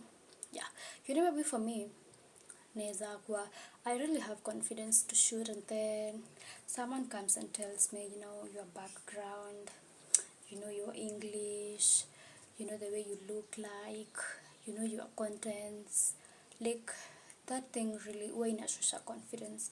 I don't know if ushaenda kupresent kitu, then you unafika class, then you get to see what other people have researched, and then your confidence inashuka. You understand? Like, maybe you're going to submit some assignment, then unaingia class unapata uko na 2 pages, people have 16 pages, and your confidence inashuka. Learn to be you. Learn to people will forever be people will forever remain to be who they are. So if they really talk about you and you feel like your confidence inashuka, if you dressed up for something, for an event, go with that confidence. Whatever people will say, it doesn't concern you. Like, take it as a correction. You understand? But mtu afai like kuniongelelea, then I'm like, I'll stop shooting. No. If they tell me about my background, maybe I should just go and work on it. You understand? Like, ukipigwa mawe, let your confidence not.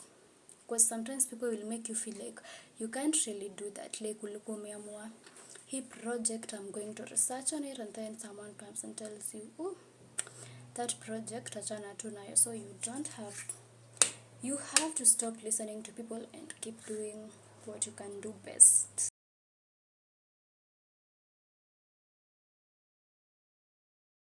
Another thing that really destroys our confidence is you always set things low for you. You understand, like you don't want, hutaki kuchoka, hutaki kufanya vitu kubwa. You always want to achieve the small goals. You always want to do something that is not above your lens. So, but then, guys, let me tell you, you see, if you set your bar so high and do something, that is when you sit down and realize, hey, kumbe I can do this, kumbe ningefanya hivi, kumbe naeza. That is when, guys, you realize that you are able.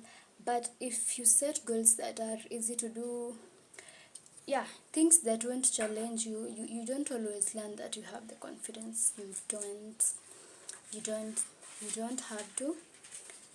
You have to do, like, usikuwa na set your bar so low. Sometimes set it so high that in a good challenge you have to meet people who you thought that you wouldn't have confidence talking to. Okay, yeah, that is one thing I really challenged myself to do. Like sometimes tu ningeji challenge ninda nipatane tu na mtu very senior, then I try to check if I'm able to have a conversation, because I'm that person who, boy, hey, that's a story for another day. Yeah, so guys, stop setting low bars on yourself. Set it high, and hey, my uta realize tu ile confidence unakuanga nayo. It's only that umeilalia.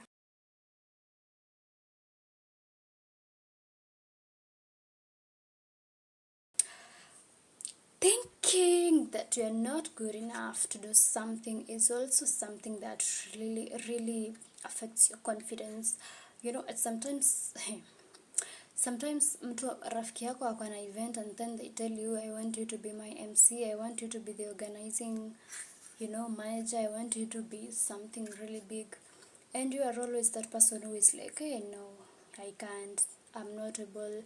Maybe you go for a group discussion, you're chosen as the group leader, then you are always that person who is like, hey, here's Yazani, you understand, like you really want to challenge yourself to buy yourself a screen, to buy yourself something, but you are always like, you are not good enough for it.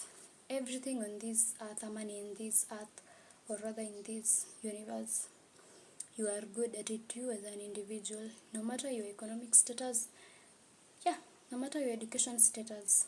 Imagine you are able, imagine. It's only that wewe tu umeamuka hapo useme you are not good enough. You are good in everything, and go try that. Let's stop being those people who are always like, hiyo ni ya matajiri, hiyo ni ya watu werevu, hiyo ni ya watu sijui wagani. You are capable of doing anything you are. You understand? Yeah, so stop. As I said, if you set your bar low, your confidence in a sugar. You get? Yeah, so keep setting those bars high and stop saying you're not good at it. If they choose you as the cheerleader, itwange, and that is when you will learn your other abilities. Apart from your confidence, you will understand that you have other skills that you didn't know. So if you're chosen as a leader, if you're chosen to lead on something, if you're chosen to preach on something, if you're chosen to lead on someone, pick that Bible, isome, boost, twanga. Yeah, so stop saying that you're not good enough, rather than itandike hadi washangae.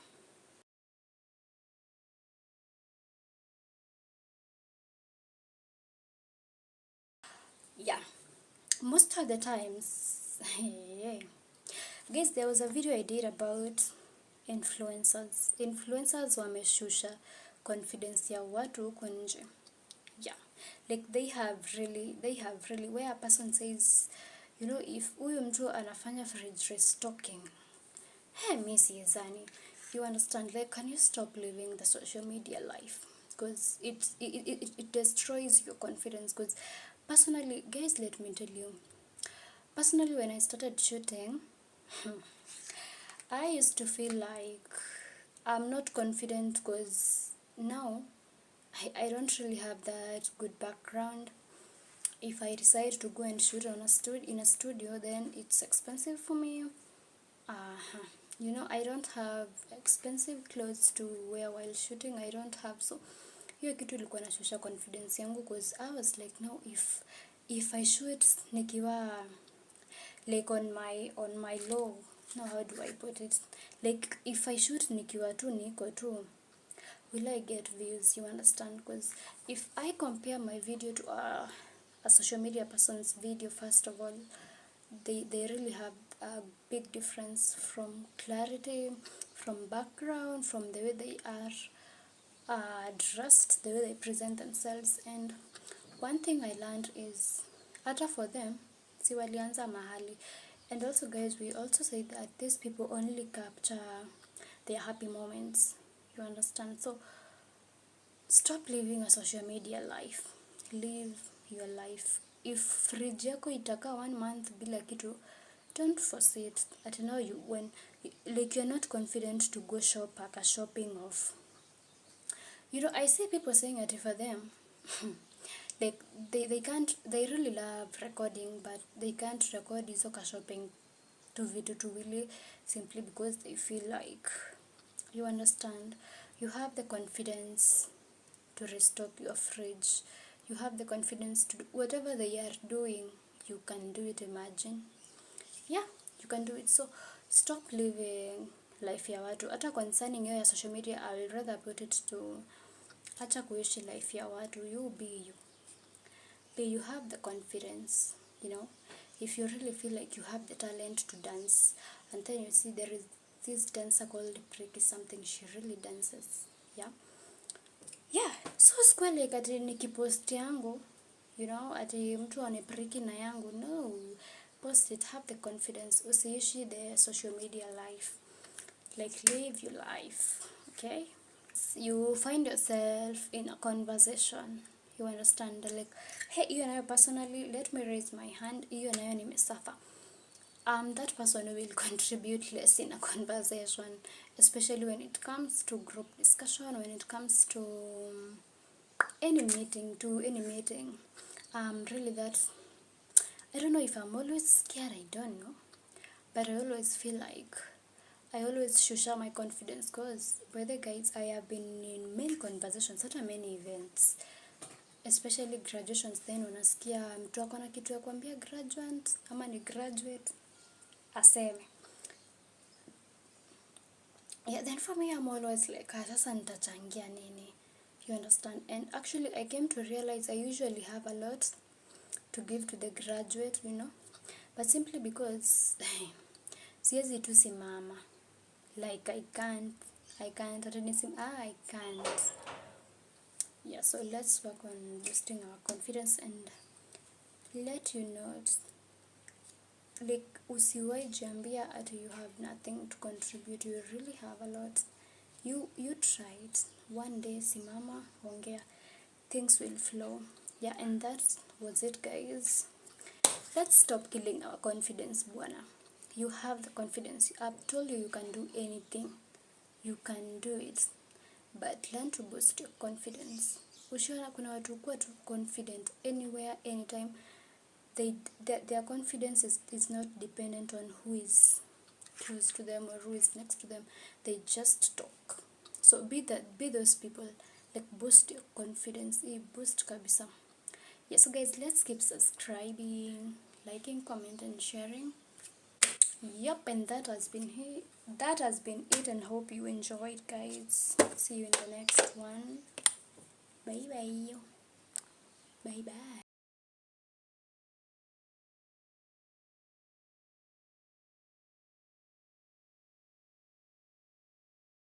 You know that. And guys, one thing I forgot to tell you is that sometimes rejection really helps you. Sijui kama ushaiangalia the other side of no. I used to tell my friends that if you start a project alafu hakuna mtu anateta, hakuna mtu anaiongelea in a negative way, then you are in the wrong track. But watu wakiattack, jua mse umesonga, unasonga. So always take rejection positively. Okay, hata ukiachwa, always tell yourself that kuna mtu uko nje anakungoja vibaya sana. You understand? Yeah, so let's get to how to cope with rejection. Kama uko hapo tu na ushai rejectiwa, and you know sometimes rejection is overwhelming. Hata mimi nishai rejectiwa, msinione hivi. Yeah, so guys, everyone faces rejection, by the way, and one way to help you cope this is, I've already told you that, accept that rejection is part of life. Yani ukijambia rejection is part of life, mtu wangu, how do I feel disappointed? Simply because, yeah, rejection happens, by the way. That is one thing we don't want to accept. You feel like you're too beautiful to be rejected. Then my friend, utaenda kupatana na mtu aseme hataki for ID yako. That is when you will know you are not who you think you are. So rejection iko. Again, when you face rejection, can you treat yourself with compassion? Love yourself. Take care of yourself. Express those feelings, you know. That is why I'm always saying, if you see someone crying, let them cry. Because maybe crying will toa the burden. Yeah, so if you face rejection, treat yourself well. And again, learn that rejection doesn't define you. I told you, if someone rejects your proposal, it doesn't mean that all the other proposals that you will do are not perfect. All you have to do is go perfect the proposal you had done earlier on. Okay? Yeah. Another thing is to understand your feelings. You know, if you really feel like I should do this simply because I was rejected, learn to do it, and use, as you are understanding what you're supposed to do, use that time to learn new skills, to learn new things to do, so that, guys, you know, akunanga kitu mbaya kama maybe you are in a heartbreak alafu uko tunde. That is when actually you go to TikTok and your FYP in a letter to break up. He will not come back. He will not come back to you. Yeah, so guys, if you are in a rejection zone, go do things that will build you. And fanya research your proposal, how to do a better proposal. You understand, like, grow it, guys. And again, guys, kuna hii kitu moja tunaikosea sana. When we get rejected, guys, we don't want to accept that we are rejected. Uko like, hizi mimi hawezi kataa proposal yangu, wale watu watanijua, wale ati Jonte ananikataa mimi after nimesonga hivi vyote. Stop it, come on. Pull up. The best way to accept that Jonte refused you, the first step to cope with rejection, even when it comes to family, when it comes to work, when it comes to relationship, is to understand that ulirejectiwa. You understand? And try to remove it. But if you keep yani uko in denial mpaka you really want to validate it that kukata, you really want to try new tips, you really want to see what they will do if you change the hairstyle, you really want to know what your parent will do. Yeah, so guys, what I was saying was, like, guys, approve it that ulikataliwa and deny it. Yani itoe kwa akili. Like we say, the first thing to healing is acceptance, my friend. And kama uja watch, I did a video about self-acceptance. Go and watch it. Maybe itakusaidia. So guys, I was saying, if you get rejected, can you accept and move on? Sikushinda okay. You know, Kenyans really interest me when it comes to asking. Kuna hii phrase sahi watu wanatumia ati nikuulize, if rafiki yangu alirejectiwa and you know your rafiki ni nani, it's you. If mtaka kutext ati my friend, that friend is them.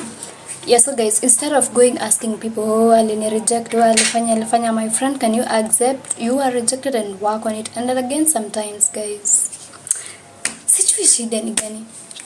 Huwa tujiulize mbona tunarejectiwa. Sisi watu na hivyo tu tumerejectiwa. Guys, can you learn to ask yourself, why was I rejected, you know? Because sometimes, so guys, I was saying, sometimes when you get rejected, can you ask yourself, did I contribute, you know? As much as tunasema rejection is not about yourself and what you caused, Maybe guys, if you could have done that proposal in a certain way, if you could have requested something in a certain way, you know, sometimes kuna watu make request ni kana kucommand. So how honestly, how will you not reject their request? Yes, so guys, and again guys, when we are getting corrected, my friend, usijione ati sasa wewe mwenye una correctiana you are very perfect or something. Try to understand the other person, you know. I always feel like Kenyans na kucorrect watu, it comes in a rude way, my friend. It comes in a really rude way, you know. Guys, let's learn, like, tuishi kama brothers tuna sisters. If unaona I'm going astray, just tell me in a proper way so that I won't feel rejected, you know. Yeah, you won't like try to show me like why I'm saying nakwambia uski, you understand. Yeah, because guys, we have different things we are going through. Yeah, so that has been it guys, and hope you enjoyed.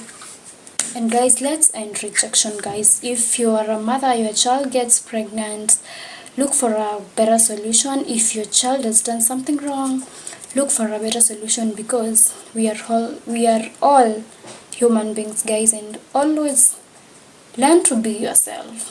Learn to be yourself and stay healthy. When you are in rejection, stay healthy, have some exercises so that you will not be ruminating like, hey, your proposal ningefanya vizuri, walai, your job ningekuwa nayo. So make sure you exercise, guys. Yeah, so guys, thank you for always tuning in. You guys have been supportive. At least I'm gonna reject manze. Hey, many accepts. So guys, you see the impact of not getting rejected. You feel energetic, so let's embrace go accept watu vile wako, guys, and I love you so much, and let me see you in the next video. I'll be doing a lot on rejection, so this is the beginning. Imagine any start, imagine this is a start, so imagine by the time we are ending this topic tutakuwa wapi. Bye bye guys. Hi good people, welcome back to your channel, you know, to your doctor's channel. And guys, I'm so grateful. Yani guys, I told you to subscribe, and you guys subscribed mpaka tukafika 161. And now guys, I want only 10 people for today. 10 tuingie 170, then the next day 10 tuingie 180, the next day 190. So guys, thank you so much. I love you all for the support. Hey, yani nyinyi watu mnanipea nguvu, so I really want to appreciate that. And guys, let's keep subscribing, you know. Hamwezi nipea nguvu na hatujafika 1k. So guys, acha tuende tukiongezea nguvu iende ikiongezeka. And so guys, let's dig into our today's topic, which is none other than rejection. Kevona niyo alikulenga. You understand? Yeah, but today guys, we'll be talking about rejection, which comes along in all aspects. Hatutakuwa tuna major into relationships or at work, no. Tutakuwa tunaiongelelea maybe at home, in our families. How does rejection affect our families? Most of it all, because I have seen crazy things happen leading to rejection, okay? So rejection in your act, maybe you have a lot of no's in your life, you really like everything you want inakuwa turned down, you know. If you get into a group, they don't want you, they don't want to be their friends. If you write a proposal, unaenda unaambiwa if you go for an interview, unaenda unaambiwa we will call you, and then you wait for the rest of your life to receive that call. So guys, typically tutakuwa tunaongelea rejection, and I will also be teaching you how to cope with rejection, you know. I'm your best doctor, as always. Yeah, so guys, first of all, I would like us to understand that rejection is part of life. Like mse, hey, ebu shika hivi sikio yako na uiweke hivi ikue kwa akili yako na kwa masikio yako. Can you learn that? Can you learn that rejection is part of life? Whether you like it, whether you don't like it, it's part of life, and in one way or another itakufikia. Whether you are the most beautiful, whether you are the richest, whether you are the baddest, rejection comes along, okay? Yeah, so guys, To ease your burden of rejection, first of all, understand that rejection ni part of life manze. Like ibebe tu, okay? Uko umeibeba tu, ngoje siku italand on you, siku itachoka ndo utajua. And again guys, understand that rejection doesn't define you. First of all, it doesn't. Like most of the times we always feel like tumerejectiwa juu we've caused it, but can I shock you, can I tell you something? It's not you. Actually wewe hata hakuna mahali umechangia rejection in any way. Hakuna, trust you me, hakuna mahali umechangia. Yeah, it's only because rejection happens when mismatches happens, you know. Yeah, like maybe unaenda kwa group of friends and wewe ni ule business minded, and for them they really feel like they are in campus, they really want to enjoy their lives, you see. Hamtaelewana.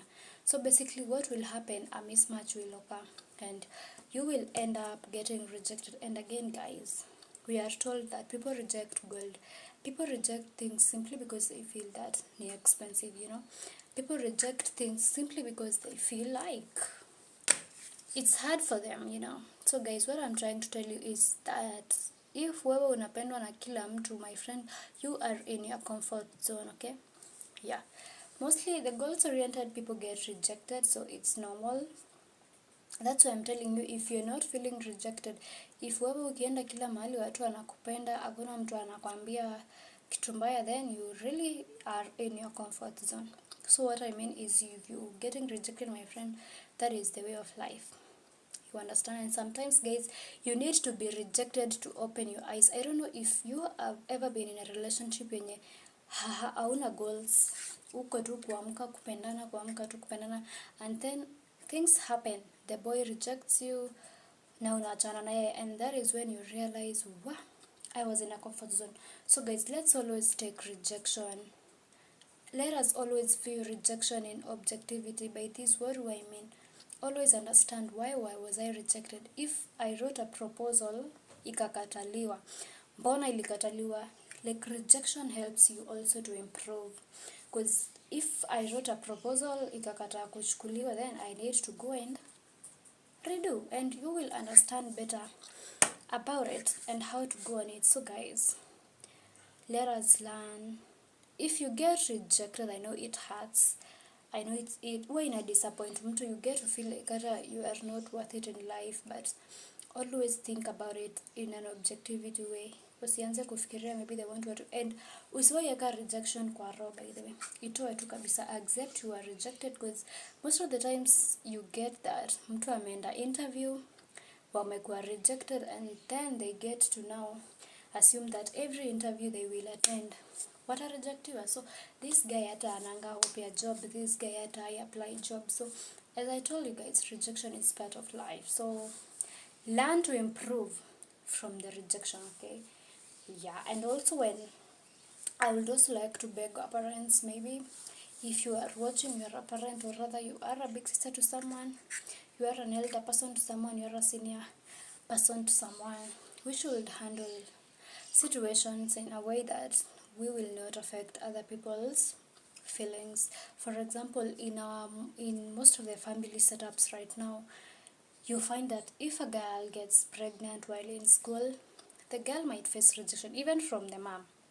I understand the mom is disappointed, yes, but at some point this girl gets rejected, and unapata maybe wanatoa ball, yani they are just frustrated, you know. We have to appreciate mistakes in life.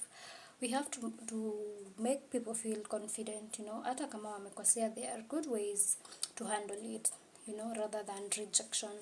You understand? Yeah, so there is this issue of children and parents rejecting people. So unasikianga maybe kuna huyu sibling anapendwa, others don't. Maybe there is this sibling who anasikizana na huyo mwingine simply because of things that doesn't matter, guys. Yeah, sometimes we get to reject people simply because of their past, you know. Maybe mtu alikosa pesa and they engage themselves in businesses that really don't come along in our society, and now everyone is rejecting them. So guys, also before you reject someone, can you try and understand their situation, you know? But I told you, even to that person who you are getting rejected simply because you made mistakes, just know that that was life, and forgive yourself, okay? Forgive yourself and move on. Yeah, so basically those are the tips that you should know when it comes to rejection. Rejection doesn't define you at all. If you are rejected in a certain job, go apply in another one. Go apply in another one. Si ati sasa ukae hapo ukisema hata nikiandika nitarejectiwa. You see, maybe you are rejected by a person simply because you have a child, you had a child with another person, and it's only that you guys mismatch. That's why I told you guys, in our society lazima rejection ikuwe, because perspectives zetu ni different. If I love pink, kuna mtu hapendi pink. So if I wear pink, then I'm with that person will not likely like me. You understand? Yeah, and at some point, guys, rejection really affects us simply because unatoka shule, unakuwa rejected, you get back to home, you are rejected, and guys, let's learn to love people the way they are. You know, I always see people talk about their drugs life, the way they came out of drugs, and one thing you will realize is that people really rejected them. Like, people don't want to be associated with people who maybe are in drugs, or maybe people who have babies and now they want marriage, you know. But guys, let's learn to appreciate everyone in the society, you understand? Like, tuache tu hii mambo mingi. Hata kama unipendi, hata kama you don't want it that way, there is a way you can put it, okay? And to my fellow Kenyans,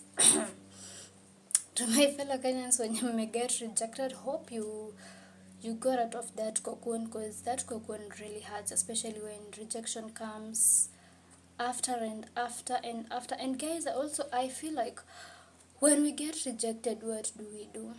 You know, we try to find validation in another setup. Like, umekataliwa hapa, then you're trying to prove to yourself that ni huyo tu, then you go to another place, mse hata ujahil, you know. So guys, let's be careful with what we do with rejection, because this kwanza leads to suicide a lot. It leads to a lot of things, you know, a lot, because hatutaki kuelewa watu vile wako. Sometimes maybe a breadwinner may lose job simply because one way or another walikosea mahali, and now you don't want to see them. Now you are packing, going back to your mother's house, going back to your daddy's house, simply because you feel like maybe your husband, your wife is not providing, you know. What I'm saying is, let us look for better ways to solve things rather than rejection. And guys, now my next thing is, how do you cope with rejection? Because whether or not tumesema, rejection comes along and you have to face it with perfection. Hello fam, how have you been? How are you doing? I'm also good, guys, and technology has really been on our necks. And today, guys, we'll be talking about our beautiful kids, our beautiful gifts from God, and how they relate with the technology. Like, simply talking about the technology whereby our kids, or rather your kids, or rather the kids, when you wanna bring you up in this era, unapata they can access devices at the age of 6 months. Like, mkidoa kwa 6 months, they have an iPad, they have laptops, they really have a lot of devices, and most of their time is spent on devices, you know. Yeah, like 100% time. Yeah. So guys, today we will be talking about the screen time, because we really, as parents, we really need to work on our children's screen time. Yeah, hata kaa yetu imetushinda kuwako. For our children, we really have to try, because it's really affecting their lives, by the way. It's really affecting us. So guys, I have really noticed that right now, mtoto akisumbua, hata hawatishiwi or kuchapwa or kuambiwa we enda ulale, no. Kwanza, especially in church, my guys. Hey. In church right now, unapatanga, especially time ya someone, every kid is on their phone or their parents' phone. They are watching a certain cartoon, and no, you find that ule mtoto mwenye mamake hana, they have to watch the cartoon using the one that the child who their parents can afford a phone anatumia. Yeah, so guys, we really need to check on our children's screen time because it's really alarming. Like, how does your kid come from school and then the first thing unaanza kumwekea cartoon, and all along in school their mind was busy. So actually unafaa akifika kwa nyumba, at least tell them to play, tell them to relax, you understand.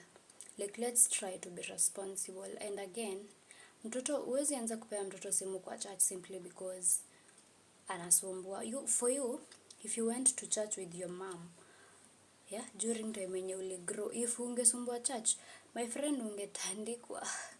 You were beaten to the point of you really knew if ukiingia hiyo mlango ya church you really can't do nonsense. But right now, what do we? Right now we don't want to feel like they are a burden. We don't want to feel like wana kudistract kusikia neno. So what you do is put a cartoon for them. Actually right now cartoons hata ziko downloaded. You don't have to have a sijui data or the Wi-Fi. You just have to go to your downloads and unamwekea. So the whole sermon the baby is watching. So actually the child will never learn the difference between home and church, because hata ukiuliza huyo mtoto anasoma nini, amesoma nini church, they don't know. They don't know, guys. And that's why when people are growing up, they don't want to go to church. They don't believe there is God, because the way they have been brought up, they know they will go to church and wataekewa tu cartoon. Yeah, so I would also like also to, maybe even the church should play a role in the part of they ban those phones. Yeah, they ban the phones. And also see time yetu, or rather the time you grew up, if you went to church there was Sunday school, sindio? Yeah, so watoto walikuwa wanaendanga Sunday school. So huyo teacher wa Sunday school angejua venye angecope na watoto as a whole thing of children. So hakuna point yenye watu hiyo feel left out now.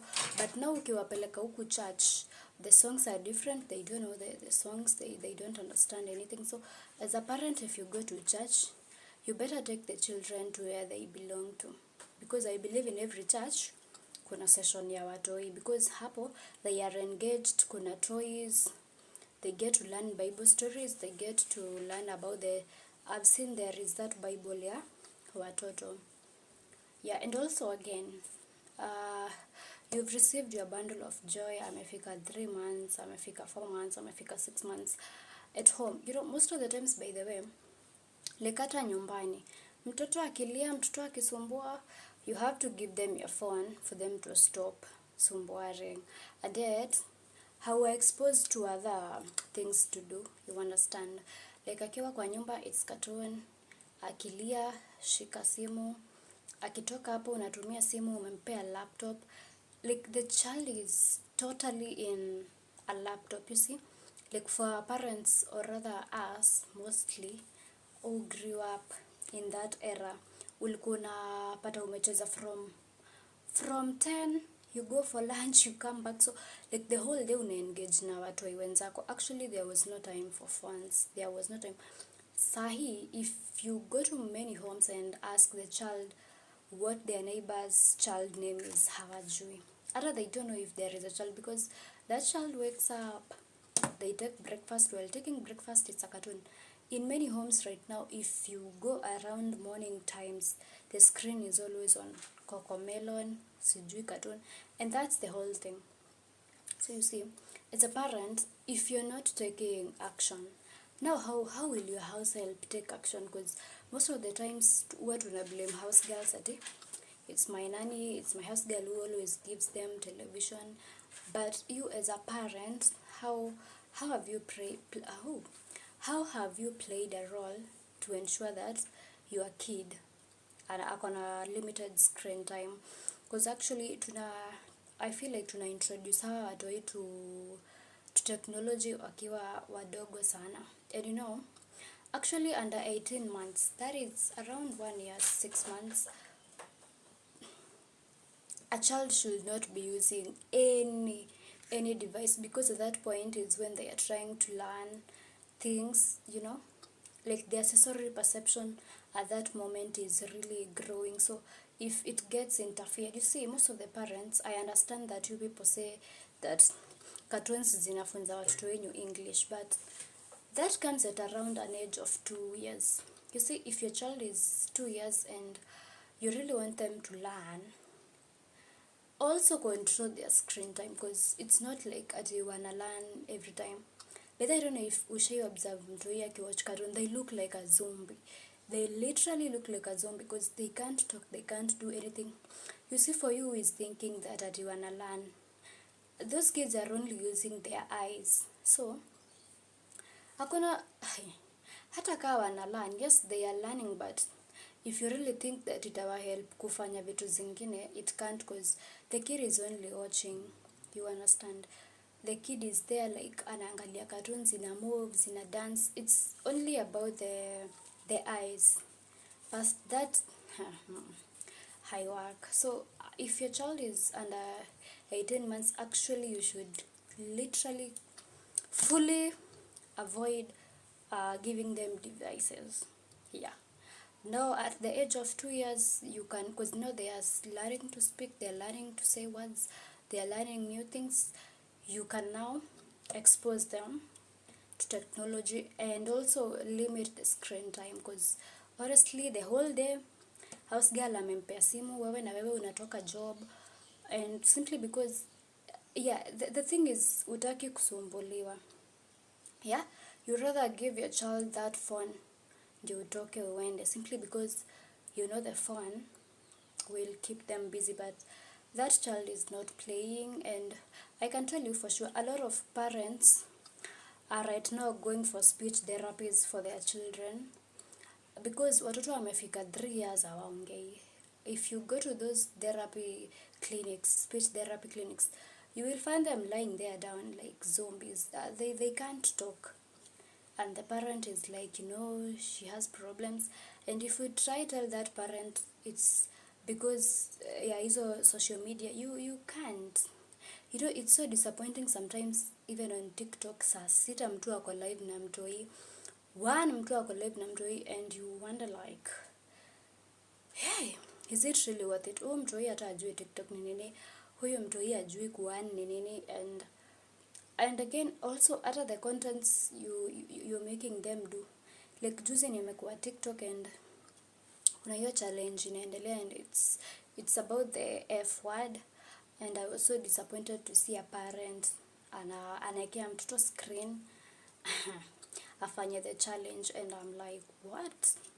And the child is barely like 3 years, 3 to 4. You understand? Yeah. So guys, let's take caution. If you want your child to talk, interact with the child. And again, as a parent, talk to your child. There are children who really talk a bit early, simply because in the house girl alikuwa anamuengage, the auntie engages them, you as a parent engages them. But now ikifika point wewe uko upstairs, the house girl ako busy, huku na yeye ako hivi, So it's all about the screen time. The child right now, if ukipea mtoto wako wa 3 years a laptop, hakuna mahali hata navigate, hakuna. And it's so disappointing that sometimes, I understand right now hata kuna YouTube for kids, but you should have a screen time limit to help them play. Your child should play. Actually, I think the best screen time should be 1 hour to 30 minutes. The rest of the day, wacha acheze, wacha interact na watoto. You can buy them toys, just engage, whether as a parent, engage them. Or sometimes, I'm not a parent, yes, but I feel like sometimes we don't know what our children really are, because hatujuangi. Unaona sasa, like kitambo ungesikia mzazi anasema, hey, by the way, my child loves playing, mtoto wangu anapenda kudance. It's because the parent can really see it, because they really have time to. But right now, hata uulize wazazi wengi what their children really like, ama what they are good in, they can't say. They can't, because that baby is used to watching. So to the house girls, to the mothers out there, to the dads, limit your child's screen time, okay? Cause imekuwa an issue to the point of ati ndio mtoto alale unampea nini, what, unampea maybe a cartoon, watch alale, and that's so wrong. Sleep inafai kuja naturally. For a kid, they're supposed to sleep. And actually, you see that the screen time ina affect hata hizo macho. Yeah, some eye practitioners will tell you that most of the kids' eyes ziko ruined because ya hizo cartoons. You understand? Like, engage your child. If uko kwa nyumba unaosha vyombo, be with him or her. Unajua, mweke hapo kwa kiti, show her, give her stories instead of leaving them in the sitting room to watch cartoons. Because actually hata kuna wenye hata wanaachiwa YouTube and you find that they really know a lot. You understand? Yeah. Like say hata uwezi danganya mtoi ati watoto wanabaiwa. Yeah, because they get to watch content creators doing whatever they are doing, and it's so wrong. Yeah. So especially let's try reduce screen time, especially when eating. Hii mambo ya ebu guys, I ask you, why are you making it so hard ati mtoto hawezi fanya kitu bila simu? So you grew up, you used to shower, you used to eat, you used to sleep without the screen. So I don't understand. If you decide to be a parent, wajue tu it's a whole package of taking care of someone. It's a whole package of making them sleep. It's a whole package of taking care of them. So yeah, ensure tu kwanza time ya kukula, time ya kulala, hakuna screen totally, hakuna. Let the children play, let them engage in other activities. You understand? And make sure hata uko strict to the house girl, to yourself. Na ukitoka job, before umpe simu, first of all, consult with the house girl kama amempea simu. Because unapata unampea simu the whole time. House girl mchana yote alikuwa amempea simu. So what this child knows is the phone, and they can't talk. And you guys, I know you can testify. Children who are exposed to screens in an early age right now hawaongei. They don't talk. You know, they don't perceive anything and interpret it from the environment. That's why watoto wa sai, like, they really don't know much about the environment. All they know is simu. Sijui kama ushai kwa events and kila mtoto anakuja simu kwa mamake, and the parent is really important. Is really very good at giving them the phone instead of telling them, come sit here, listen to the word of God, listen to what these people are saying. Yeah, so let's ensure, guys, I know we are capable of, yeah, if you're not a parent and you know a parent, pass this message, like, let's limit our children's screen time because in our haribu uone impact, but literally their sensory perception, wao interpret information from the environment, to learn iso smell, touch, they don't know. They don't cause wao tu ni simu, wakikula ni simu. So that's wrong, and let's take caution. And also, guys, if your child has to use the screen, make sure whatever they are using the screen to watch is positive to their lives, because sometimes tunawapea tu watch vitu hakuna. You understand? Like, uwezi kuwa na mtoto wako mna scroll TikTok, like, it's absurd. Yeah, and also make sure that if your kid has his phone or the devices, because by then nimeona mko blessed huko nje mnawabaia mpaka simu zao. Yeah, and actually I met this parent who told me for her she limits any screen from Monday to Friday. Like, watoto wake watch from Friday evening to Sunday, and also for Friday to Sunday it must be a maximum of 3 hours. So it's like Friday 1 hour, Saturday 1 hour, Sunday 1 hour.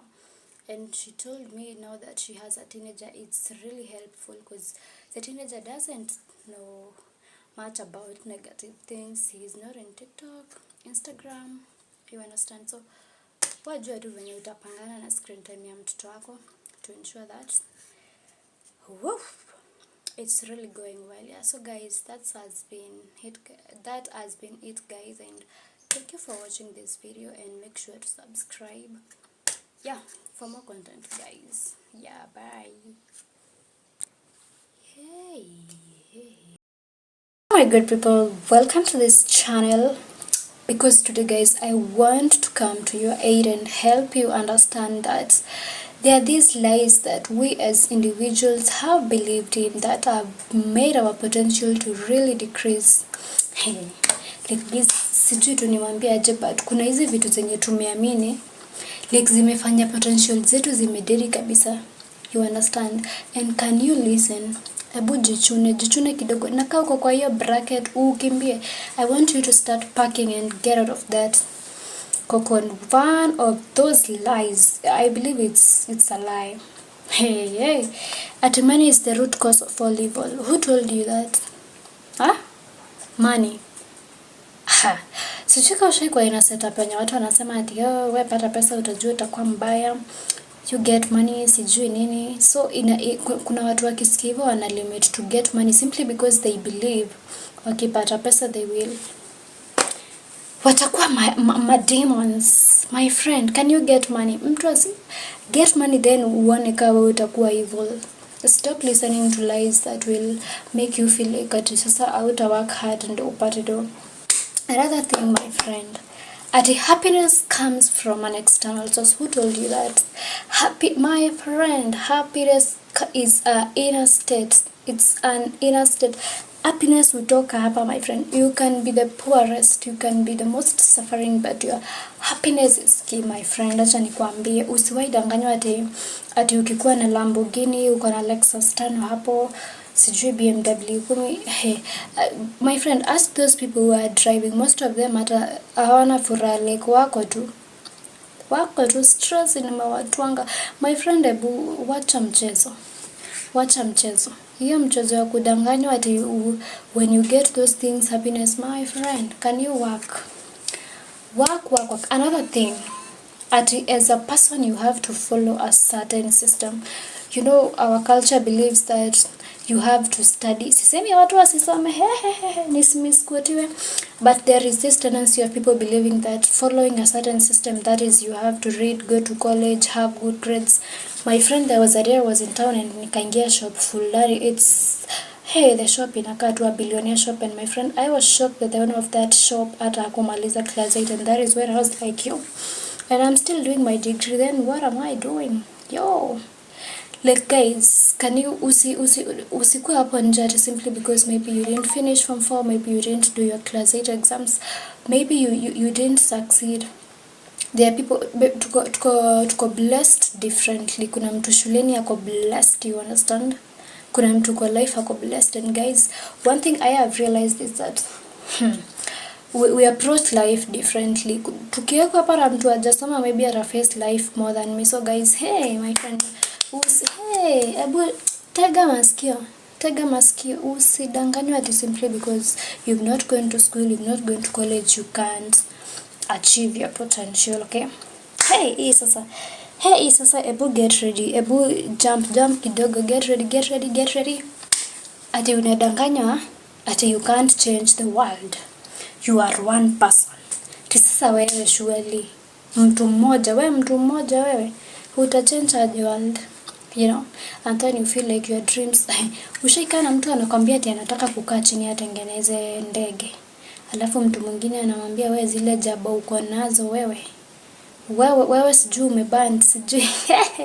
My friend, hujaband. Keep your dreams valid. If you want to be the first president, najua sahi maybe mtu kama mimi nikikuja kuvice president mtaniambia jaba, and maybe I might. Can you, hey my friend, usiwacha kudanganywa.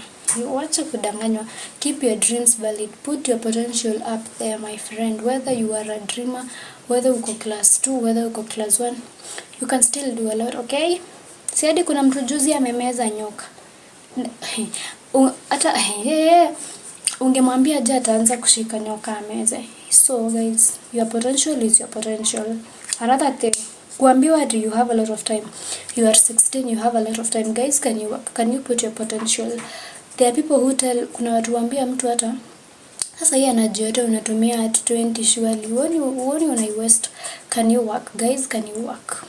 Can you work, my friend? Hey, my friend, can you work? There are people who hata wako 20, they are driving, they are millionaires. Can you work? Work. Mtu asikwambia you have time. You don't have time. my friend, hata ukiwa 10 years you don't have time, you better start saving. So nakumbuka we are always saying that ile pesa nilikuwa naachiwa na wageni, hey, ningesave. Yeah, you see, you don't have time. So watu wache kukudanganya hapo you have time, my friend. Watu wache kukudanganya hapo ati retirement lazima ikuwe 65. Kuna watu wana retire hata na 19 years, hata 20, hata 30. So hey, wacha kusikiza hizo uongo. Okay, those 5 lies, my friend. Hey, if you stop listening to those 5 lies, you will go far. So meanwhile, subscribe. Yeah, I'm not lying to you. Can you subscribe? Subscribe tufike hata 200 hii wiki tu basi 200 guys, and I will appreciate. So guys, thank you for always tuning in. That was our video today. So guys, hizo lies, beacon on them. Oh. Hello my good peeps, and welcome back to your channel. In this life we try to master our life challenges, we try to understand life, and if you are new in this channel, you're really welcome. And if you are always in this channel, you are also welcome. Okay, yeah. And if you're new here in this channel, all you need to have a notebook and a pen, because you will get to learn a lot and a lot and a lot, yeah. And so today guys, we will be talking about something that has really affected us in our society.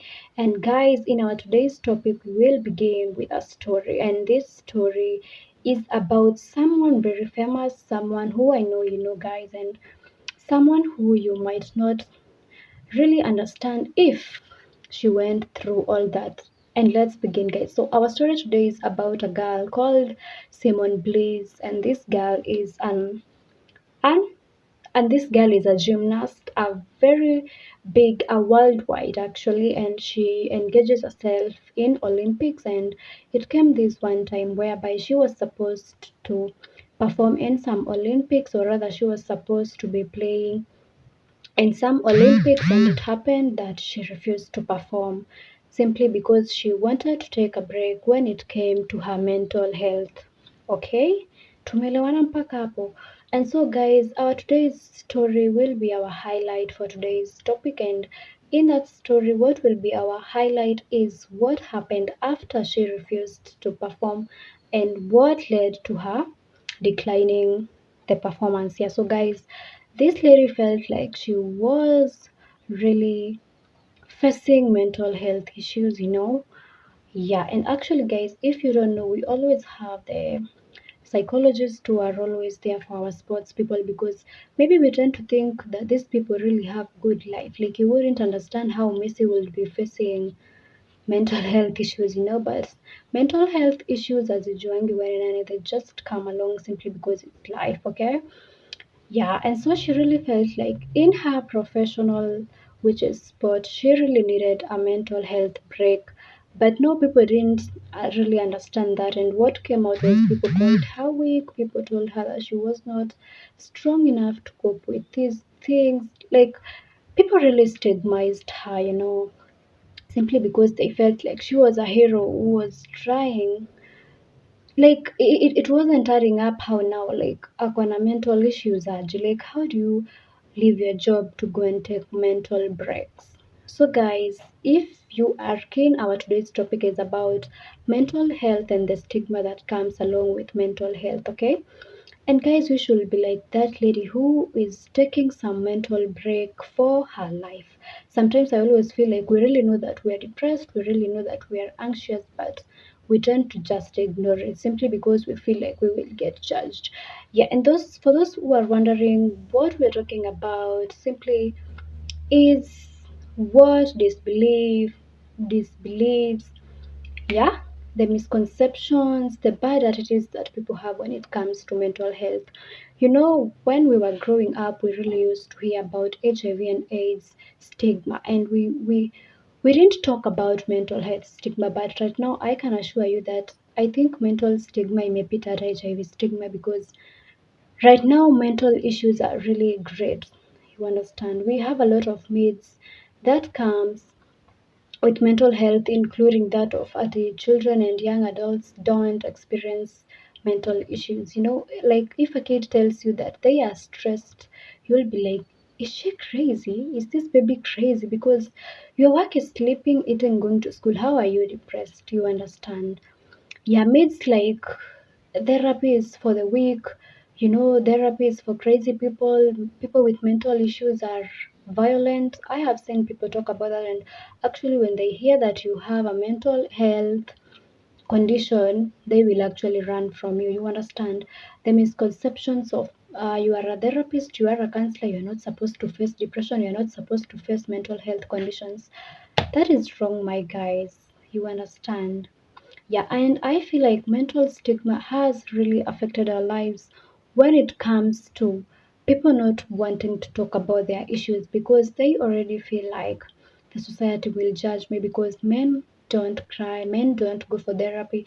Like it's so rare to convince a man to go for therapy simply because men are supposed to deal with their issues, men are supposed to be solution makers.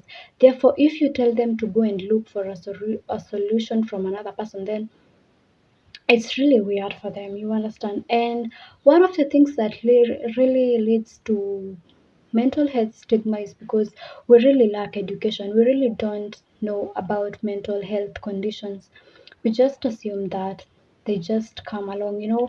Some cultural factors also affect how people talk about mental health, because there are some communities that believe that if you have a psychological issue, then that's your weakness. You are weak. If you can't face your stress, if you can't manage your depression, then you are weak. You understand? Yeah, those are some of the things that we really need to eliminate because mental health stigma has really imefanya watu wengi sana they don't talk about their issues. I'm always interacting with my friends and they tell me maybe they are facing a lot of things but they can't speak out simply because they are men. Ati sasa Joy, mi nikuje kwako, mi ni boy, nikuje nikwambie shida zangu. You understand? Like they are not ready to talk about it. And let me tell you, as a young adult, mental issues ziko mingi guys. You're trying to balance about school, about relationships, about money, ndo umejua kutumia pesa. Like you're really stressed up, but you can't go and face your mom and tell them you are emotionally distorted, you are physically distorted. You understand? And guys, can we talk positively about mental health? Guys, right now, if you go to those people who do the children therapies, those counselors for children, my friend, you will want, I get to hear people say that children are not supposed to be depressed. But guys, you as the parent, you as the caregiver, you as the sister, you as the sibling, what environment have you created for your babies? You see, sometimes as parents, you may fight and then hiyo kitu ina generate trauma to them mtoto, like the child is kinda depressed, stressed, akishautiwa na teacher ana shake simply because she is not used to that, or rather she is used to that. So guys, can we stop stigmatizing people who have mental health? I'm always feeling like if you feel like your mental health is really going down, you need to take a break. You understand? Maybe guys, for me, I rather quit that job for my mental health ikuwe sawa, because hey guys, if your mental health iko chini, a lot of things will fail, because if you're not mentally upright, if you're not mentally okay, if guys ushai deal na depression, you really know how depression is. Usikiange kufanya anything, you just feel like sleeping, you don't want to see anything, you don't want to see food, you don't want to see, like you just feel like and so guys, how do we manage this mental stigma? Okay, especially for the young adults. Like maybe because kwanza sahii ukiambia mtu unaenda therapy anakwambia ingia ChatGPT. But the guys, mtu asiwahi kudanganya usiende for therapy. Maybe for them it didn't work. Okay? Yeah, but guys, recently people are really talking very ill about therapy. And guys, one thing you don't know about therapy is really something very, like when you talk to a therapist, a counselor, you get to understand what life means. You get to understand your strengths. Sometimes we tend to get depressed, but we really don't know what life is. You really don't know the life between talking about your issues, the life about keeping quiet when it comes to issues. So when you talk to a counselor, my guys, you get to realize yourself. Actually, sometimes you go to a counselor when you want to address this issue and then unapata umeaddress vitu mingi sana kwa life yako. So guys, can you educate yourself more about mental health?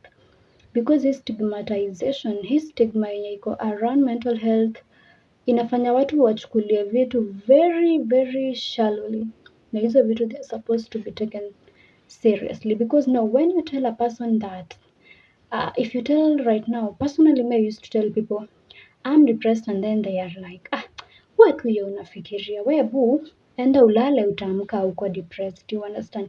Like a person tells you learn to be positive. Like sometimes you wonder, now I'm depressed. Then I'm telling you I'm depressed. Then you're there telling me to try and be positive.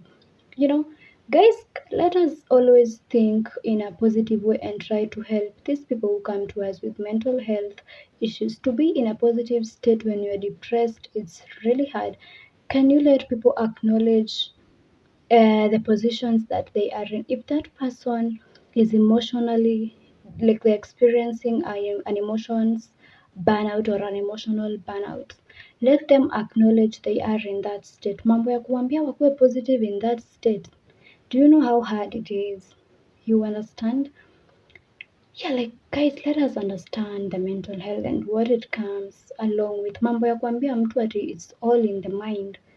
How is depression all in the mind? Like guys, depression can't be all in the mind. Like that person is depressed. You understand? So guys, when someone tells you they are depressed, and let us tuache hiyo mambo ya kumake jokes na comebacks. Mtu anakwambia kwa depressed, ushaanza kumjudge, ushaanza kumwambia maybe you know you aliachwa. No.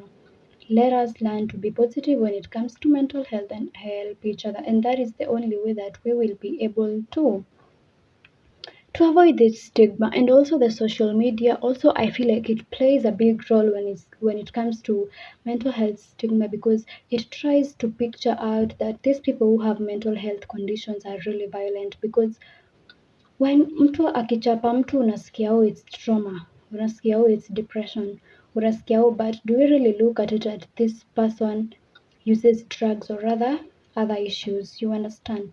Like guys, that is the main point I'm saying. Let's learn and educate ourselves about mental health the same way we did with HIV. A lot of people didn't know much about HIV and AIDS, but a lot of promotions, a lot of workshops have educated us about the HIV, and now we are able to talk. Right now, it's really hard to find people stigmatizing those people who have HIV and AIDS, people having the stigma about HIV and AIDS.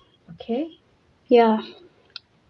So guys, on how to break the stigma, actually tushayongelea, we've said that as a person who is facing mental health, can you open up about your feelings? Don't mind what people will tell you, because let me tell you, unyamaze usinyamaze, people will be who they are. If I am depressed today and then I think that my mom will judge me, mwenye amepotea hapo ni mimi, because whether my mom will judge me or not, depression inabaki kwangu. Do you understand? Yeah, and also guys, let us mind our language. Sometimes we call people names that they are not who they are. Like psycho, crazy, you know, she's always crazy. Like usimpe client, she's crazy, she's always rude, she has bipolar. No. Let us be kind to these people who have to people who have these mental conditions. Okay guys. Yeah, so that was it guys, and I will be so happy to hear your views about this topic in the comments section. And see you guys. Remember to subscribe, share, comment, and like. Bye guys. Good people, welcome back to my channel. Welcome back to your channel. Hope you're doing good. Hope you've been good. I'm also good guys, and thank you so much for your support. And in this channel we try and look at life challenges, parenthood, what else. Yeah, in this channel we just talk about life, simply life, how to master your challenges, how to understand yourself, how to cultivate self-love. And welcome to this channel, and always turn the notification bell on so that whenever I get to upload a video, you will be among my notification gang. Yeah, so guys, in our topic today we will be talking about parenting, and in our today's video we'll be talking about embracing confidence in our kids, because most of our kids They have confidence, but we don't cultivate it, so they don't get to learn that they have the confidence. And I also did a video about confidence, so if kama ujai watch, go to the channel and you will find it, okay? And so today we will concentrate on kids and how to raise their confidence as they grow up, as they get to learn about themselves, as they get to learn about life. And one thing you can do as a parent is give them confidence, so that when they will be out of your care, or rather when they will grow up and leave to go to school, wherever they will be able to understand that they are confident, okay? I understand that sometimes you get to see children who are very confident, like whether they will fail, whether they won't fail, they are able to understand that they have the confidence. Maybe they have gone for a conference and the person talking says, I need 2 students, and they appear very quickly. Hata hawajui ni nini wanaitiwa. So that is the confidence your children need, our kids need, and I will be teaching you on how to raise the confidence as a parent, as a caregiver, as an auntie, as a sister, yeah. And so guys, let's get to it, and hope you will enjoy it, and make sure you watch to the end, usipitwe. And hope leo mmekuja na notebook and a pen. Yeah, so one point about raising your child's confidence is to offer them unconditional love. What do I mean by this?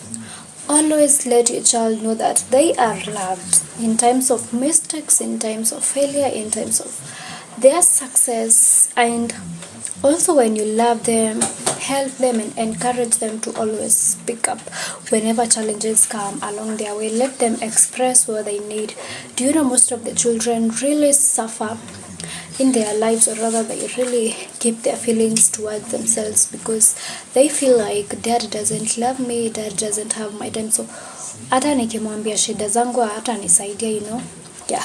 And also this thing of, if a child comes to tell you their problems, you think that you're really busy, you are like, hiyo enda ambia mom, can you first listen? Because one thing with children, I believe by the time I may figure out akaona they better tell daddy than mom, they know why. So if he or she comes to you as the dad, as the mom, and then you start referring the other parent, the child might not go to the other parent. So as I've said guys, let us cultivate to love them as the both parents. Let's be there for them as the both parents. If a child comes to you and wants to tell you something, you listen, then go and talk to the mom about it. You listen and go talk to the dad about it, okay? Yeah, so first of all, let's love them in their mistakes, in their failure, and also let's teach them. And if you know you are loved, you don't fear to talk about your feelings to that person who loves you. So it's the same. Love your child. Hata kama amekosea, let them know. Hata kama amevunja kikombe, they can still come and tell you and express how they feel, okay? Yeah. Another thing we do wrong as parents is sometimes when our children are doing something, we are always pointing out mistakes, and like we depend on the results of what they are doing. Maybe you've given them a recipe to try out, and then you don't appreciate the fact that through the process they did well. You only look at the results, Even when a lecturer or a teacher is marking your papers, they try to look kama ni maths, they try to look as much as ulipata jibu, did you follow the process? Like one way to really improve your child's confidence is by ensuring that if they are doing something, if they are painting something, whether the results are bad, in that coloring, what is that one thing that they outshined? How did they do it, Kama alikala vizuri ya kukala outside what they were supposed to color. It's the high time you embrace it. Like, don't always emphasize on the outcome. Sometimes always look at the results. You understand? Yeah, sometimes always look at the results. Another thing is improve your child's power of decision making. And how does this come along? Sometimes as parents, we really want to do everything for our babies or kids, especially in this era whereby we have nannies.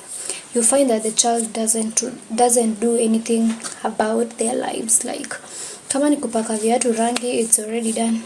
Washing their handkerchiefs, their earwears, it's already done. Spreading their bed is already done. Let us sometimes leave them to do activities, because it is through that process that they will be able to realize what they can do. They will be able to realize the challenges they came over and the challenges they were able to grow over, Like sometimes it's good.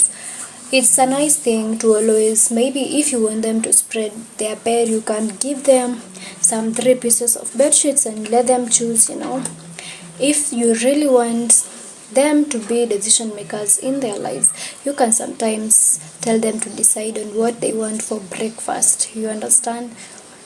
Sometimes you can tell them, if they are coloring something, you can just give them all the crayons and let them decide on what color they will choose. Like what I mean is, let's embrace as a responsible kid, whereby they will be able to understand that they are able. And it's always good to hear kids tell their friends that unajua leo mimi ndo nilitandika bed yangu, unajua leo mimi ndo nilifanya hivi. Like it's really important, it's really a good thing. And that's why I'm telling you, let's learn to embrace their decisions. And I said, guys, even if they spread the bed in a wrong way, is there any part they did it correct? Always look at that point and embrace them. Another way to raise your child's confidence is by encouraging friendships. And in this case, parents, let's be very careful on who is our friends, who is a friend to your kid, because huku nje nimeona visanga mingi. Like, can you embrace positive friendships? Because through that is when they will get to learn about social skills. They will learn that these kids knows to ride a bicycle. I don't know, these kids can do this, I can also do it. Okay, yeah. And also I'm always encouraging interactions, because children get to learn different things, because the way you live in your home is not the same way another child will live in their home. So also they get to share perspectives, and the child will be able to understand what they do. And I'm always saying, if your child has kids, it's good to engage those kids, give them activities. Like, you can embrace the kids in different ways. You can plan a date out. Yeah, like for me, when I'm with my nephew, most of the times I get to go on a nature walk with his friends, and I tell them to identify some insects, some landmarks, and it's really a good impact on them, rather than tungeka kwa nyumba, we get to watch some cocomelon. Okay, as parents, sometimes we create a very negative environment for our kids, to a point that they really know that they wouldn't try to do something if their mom is around, if their dad is around. By this, what do I mean? Can you stop comparing your kids? I know if you grew up getting compared, you really felt so bad, and you really felt like you're not enough for this world. And let's stop comparing our kids. Okay, they are different. Expose them. Okay, expose them to the limits, and never compare your child, whether they are scoring a 0 and the other child is scoring 100%. Don't compare your kid. Let them know that they have the capacity. Let them know that that person has a different life to theirs. So it's the high time we stop comparing our kids to other kids. Okay, and also, guys, as we stop comparing our kids to other kids, it's good to improve the self-reflection. What do I mean by this? Sometimes it's good to ask the children on the challenges they face in our today lives, so that they are able to understand that hii wali challenge, hii hawaku challenge, because sometimes we don't really interact with our children, so we really don't know how. Sijui kama mtoto ashawai kukujia enda akakwambia leo aliona snail na akaiua. You understand? Like, you are supposed to understand, like, how was the experience of him choosing to pick something and kill the snail. Like how was he or she driven to doing that? So that is one thing that will make them understand themselves. Okay, yeah, always ask the self-reflection questions. Another thing, are you a role model to your kid? Okay, where are you a role model to your kid in terms of your confidence? Sometimes I hear children telling me that, unajua hata my mom huwa anangojea daddy ndio afanye hivi. You should be that confident parent who is straight to their decisions, who is very sober when making decisions, because let me assure you, kids will always look at their parents and decide what they want to do and decide what will they do. So if your parent knows that mommy has to wait for daddy, daddy has to wait for mommy, mommy has to wait for nanny, nanny has to wait for mommy, they might not always want to do things because their confidence will inashuka. So as the parent, be a role model who is straight, so that the child will know, if my mom wants to go for a ride, she just goes for a ride. If my mom wants to kill something, maybe a harmful insect, I will do it. If my mama is supposed to wash clothes, she washes them diligently. You understand? Be a role model to your child, because if you are not, my friend, you are poisoning that kid. Okay, and also guys, when we talk about being a role model, it's always also good to talk to your child about your struggles, and let them know how you overcame them, because that gives them a sense of overcoming. Like, I don't know if you have ever heard a child saying that, my mom tayari ilipasukia kwa njia and alifix. So let that child grow knowing that whenever you are faced with a challenge, you have to, because let me tell you, sometimes hata unapatanga mtoto ameshinda kufanya kitu, then they are crying.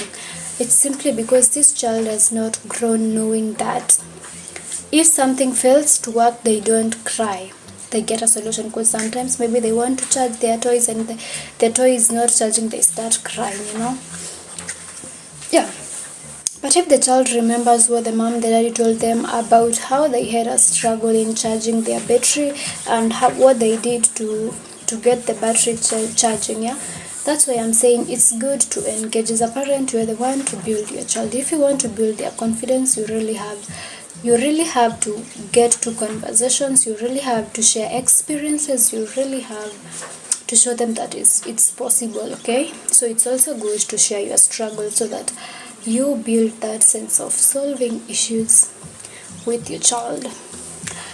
Hey, sometimes children come to us to tell us what they did, and the feedback we give them, my lord.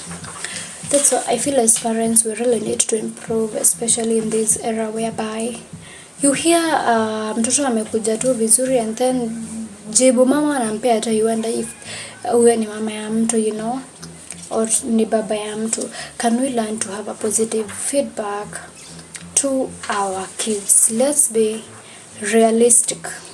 What do I mean by realistic? Like, if your child has done something good, be specific in what you want to tell them that they did good. It's not like good boy. Tell them that, good boy, I like the way you spread your bed. I like the way you finished your food. I like the way you showered yourself. I like the way you arranged your clothes. I like the way you packed your bag. I like the way, like, always be specific, so that this kid will know where they outshined, and they will get to know their strengths and their weaknesses. Okay, yeah. And also when correcting what they did wrong, come parents, we are really doing it in the wrong way. I feel like sometimes we are always concentrating on what they didn't do well. Like, umewambia wa spread kitanda and then they get wrong somewhere, and then you're there pointing out, hey, yukufanya. As a parent, can you learn, you yourself, learn to tell them that you didn't do this, and next time, like, what I mean is always talk about the strategies to do it next time. You can tell them that you first spread the first bed sheet, you lay the pillows, then you cover the bed with a blanket, like, give them the strategies to use in the next time they are engaged in that activity. Okay, that is what I mean with a positive feedback, like usiwapea negative feedback, unawashautia sana. So if you shout at them now, how will they spread the bed next time? Like you see, I see watoto wengine wanaogopanga kufanya kitu because they know their parents will always be shouting at them, asking them, sasa wewe hii ni nini, hata heri ungefanya. Can we learn to be those people who have positive feedback, okay? Foster a growth mindset in your child. Sometimes we get to see as if watoto wetu ni wachanga sana to the point of we can't foster a growing mindset. But one thing I will tell you, one thing I will assure you is make sure you teach your children about resilience. Let them know that for you to grow, you have to beat challenges, and it doesn't have to mean that challenges will stop you from what you're doing. What I mean is let them know that mistakes are part of life as they grow. You see, if they have a project in school, if they are doing a project in CBC, let them learn that mistakes are normal, okay? Like acha wagrow na hiyo mindset, brains wakijua like this is life and this happens, okay? And also always teach them about talking about themselves in a positive way, because a lot of kids are really negative about themselves. They will tell you, auntie, I can't ride a bike because I really know I can't. But you as the parents, it's your role to ensure that you embrace that positive talk. And as parents, we really need to do a lot. And let me tell you, if you are a present mom, a present dad, presence doesn't mean that uko hapo na yeye sasa tutoki kwa nyumba. You can be with that child in the house and you're doing nothing. You're embracing nothing. So let's get those tips, okay? If you really want a confident child, let me tell you, me, one thing I know is mtoto wako akigrow na confidence, they always face everything. They will face everything, and don't compare them to anyone, no matter how they feel like they are getting compared to anyone, okay? So let's raise powerful kids with confidence, okay? Because they will represent us uko mbele. You understand? Like hata shuleni utasikia tu your kid has confidence, you know. She is in clubs, she is in games, she is everywhere. Simply because she's hata shuleni hata excel, sawa. So let's be responsible parents. Tusikue tu parenting too, you know, even when life is hard. Let's try to be there for our kids, because the way your kid grows, like venye mtoto wako amelelewa shapes who they are in future. If wamelelewa chini, like they don't know about morals, they don't know about anything, they won't be very sharp, yeah, in terms of life. So it's your own job to teach them about life, okay? Yeah. And so guys, I want to see the reviews in the comment section. I want to see those who will go and apply these skills, okay? And if guys you have any questions, put them on the comment section. And guys, don't forget to turn on the notification bell and to subscribe. See you in the next one. Hello my peeps, how are you doing? I'm doing good. Hope you're good guys, and hope you've been watching my videos to get knowing more about life, to get to know on how to change your life and how to challenge your life. Okay guys, and to our new members, welcome to those who are always in this channel. You are also welcome, and hope you've carried your notebook and a pen so that you get to write that one thing you have learned. To our new members, my good name is Njiru, and in this channel I simply just try to let you know about your lives, to let you know the things you expect in life, to let you know on how to master your challenges. And guys, thank you for subscribing, thank you for the support, and let's keep with the same spirit. And without wasting much time guys, we will get in our today's topic, which is really interesting. Hey ni moto guys, this is really hot. I don't know if you are ready with your fans, because you are going to sweat, you are going to really love it. And so guys, when I transited, or rather when I was transiting from being a teenager to now being an adult, you know, like from high school transitioning all the way to campus, like from kutoka hiyo life ya kutegemea mzazi, being with your parents every now and then, now to being you, like everything you do, it's you. I have really suffered with these two aspects, that most of the times they come along together. Like if you have one, most probably the other one is around the corner. Yeah, so and these two aspects have been really on my neck simply because after you transist umezoea mzazi anakufanyia vitu like when it comes to applications they already do it for you, ni kujipresent to when it comes to finances your fees is already paid, when it comes to decision your decisions already ziko made, yeah, you're just told end up. But now when you transist, you're the one to make your decisions, you're the one to decide on where to be at what particular time. You're the one to decide what to do with your money, you're the one to decide what to do with your life, you're the one to decide what to do when you wake up. So I found myself really suffering from overthinking and anxiety. Oh my goodness.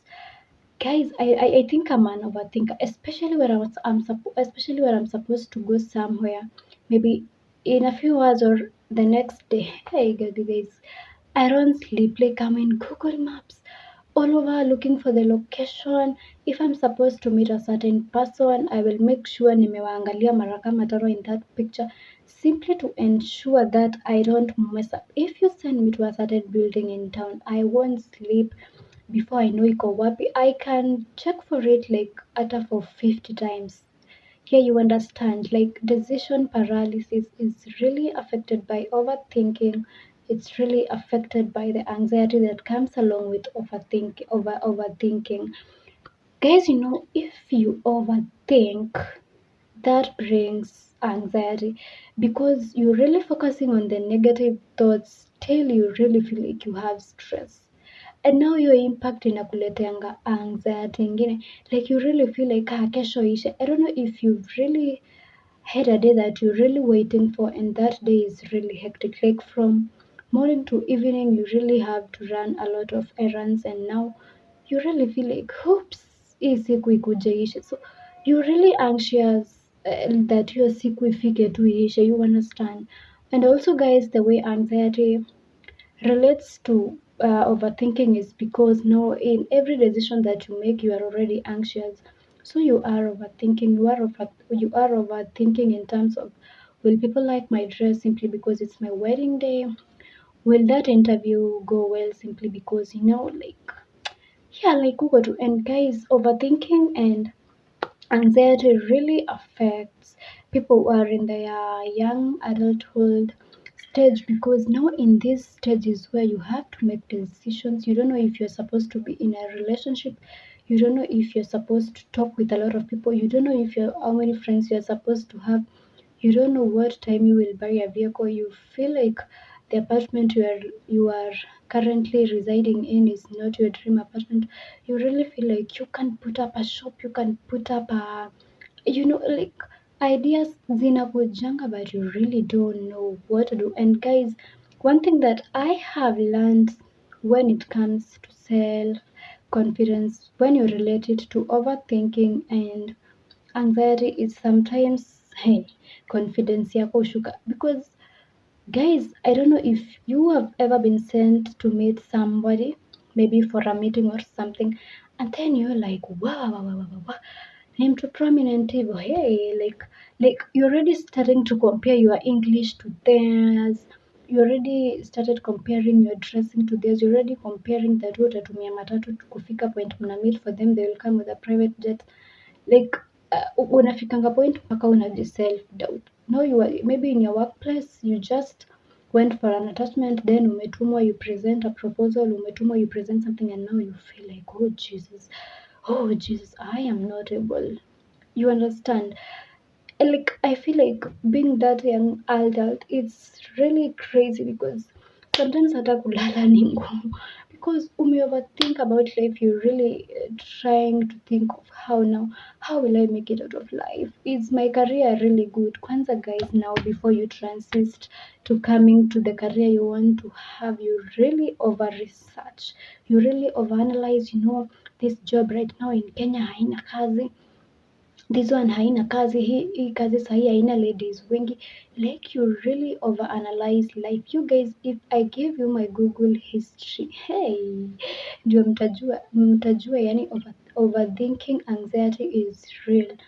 like unajipatanga tu every time now and then you are researching everything, but then mimi hii issue ilikuwa imeniaffect to the point of I was researching everything. Hata maybe sometimes mngeniuliza 1 plus 1, then I'm like wait, I get my calculator. Yeah, so it's hey, overthinking my guys, and that thing can, hey, hiyo kitu inaweza hata kuua my friend, hiyo kitu overthinking. Hey guys, hey, if you know you know. Overthinking also, oh, hey, maybe procrastination ilikuwa inanimaliza. And guys, something so good, imagine guys, I've talked about self confidence. Imagine kwa hii channel kuna hiyo video, so sijui mbona hujawatch. I'm here talking about procrastination. I already did a video concerning procrastination, so what are you waiting for? Na daktari ashakutibu, wewe ndio hujachukua dose. Hapa ni 1 times 7. 1 times 7 is the dose. So guys, I was saying, personally, when I overthink and then now I get anxious, I get to procrastinate things.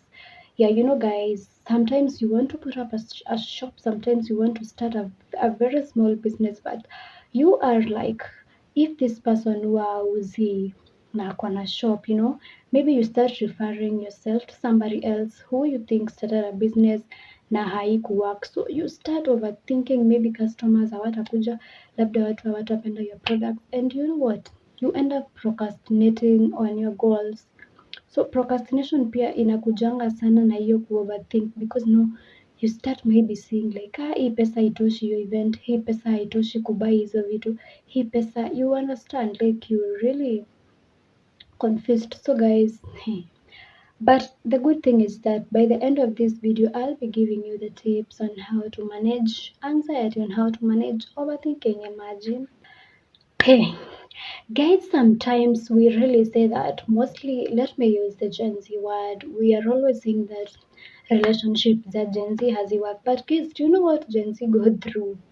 Like me, I always hear people say that for you to be in a relationship, I think you have to be stable, like mentally, but through anxiety and overthinking unipeleka, sometimes I'm always like, oh, I'm not ready to add another person in my life because I'm already exhausted. Would I understand? Like relationships, the young adults has, most of them has work simply because we are suffering with anxiety, we are suffering with overthinking, like, but na wako ashafanya kitu kidogo hivi, you are already overthinking, you have trust issues, you know, like especially yeah guys, being in a relationship at this age, my guys, it's not really nini. Kwanza especially now that tuna affect na anxiety, and it's not ni ngumu hii work juu sasa zina work, sasa mi hazi work, but guys, it's really hard because your partner might not understand you, especially if you have that person who is older than you.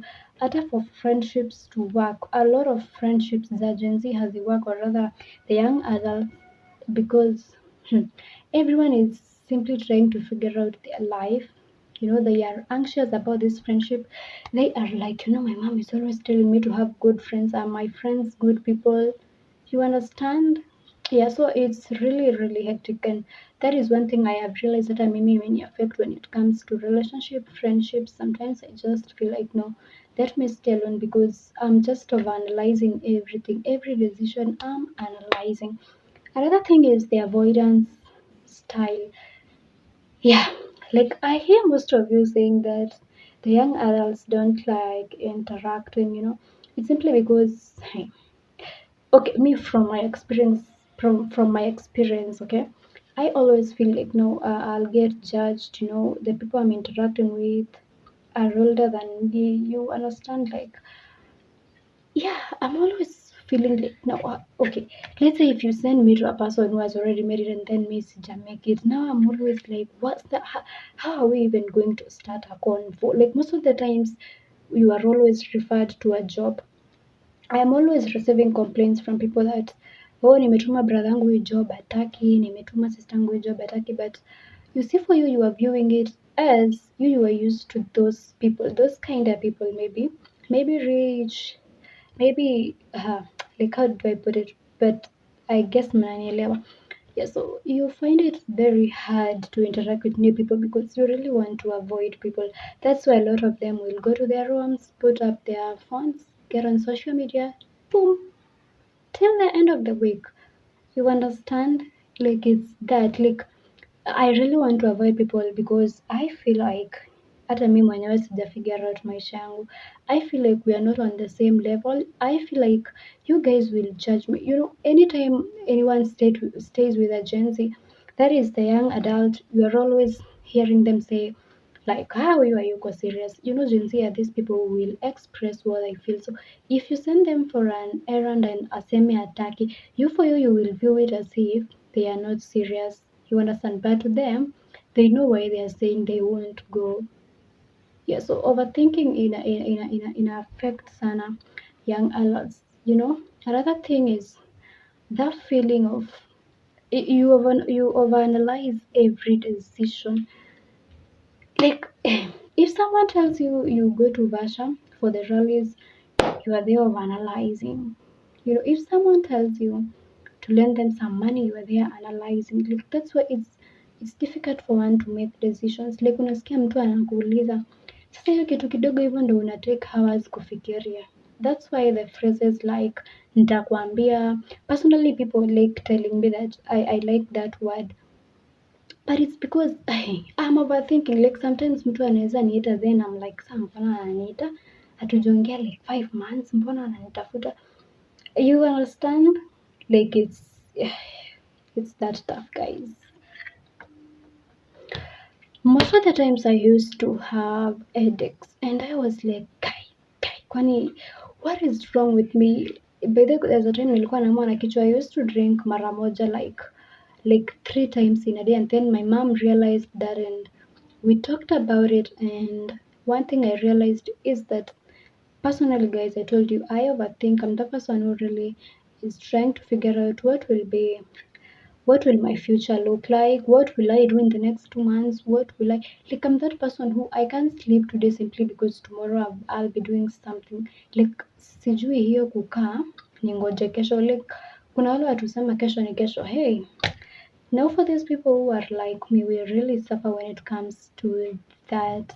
What I get, and I use, you know, stress huwa inajitoa tu physically, and sometimes you get to have the muscle tensions, you get to have headaches, and that is why I discovered headaches zangu zilikuwa zinatoka hapo, by the way. So it's good to always understand yourself. That's why you're told self-awareness something very important, okay? Yeah, and so guys, now let's get to how do we manage this thing we are calling overthinking, this thing we are calling anxiety.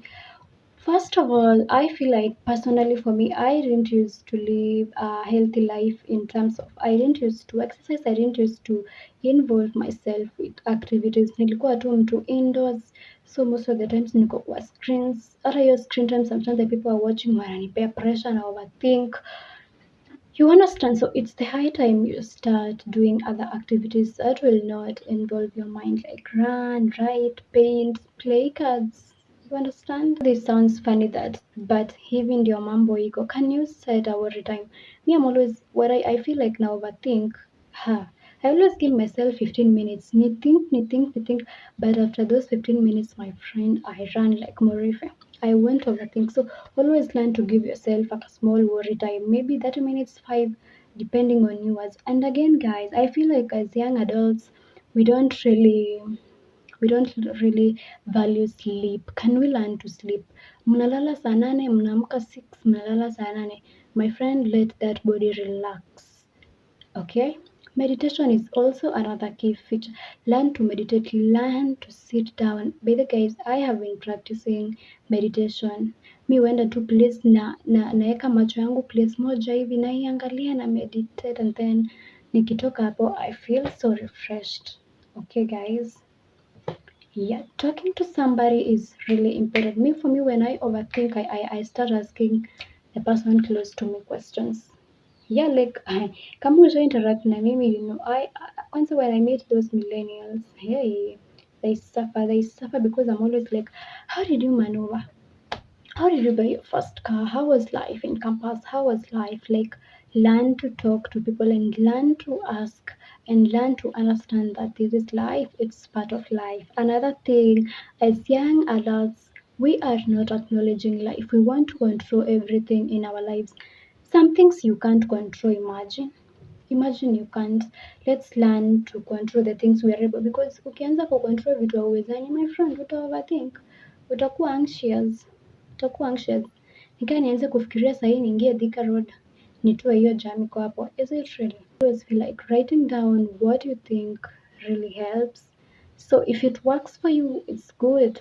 You write it down. And so guys, let us stop it there, guys, and hope you've learned something. And hope, as an elder, if you're going through what I just said, hope you will learn some skills. Yeah, but the key thing is, so you ever think sana in life, yeah, learn to make decisions properly. Some decisions actually don't need you to think so hard. And also, guys, if you really feel like it's sharp, Peter, too, like the thing is too much, you can seek for help from a counselor, from a therapist, guys. And make sure to subscribe, and let me see you in the next video.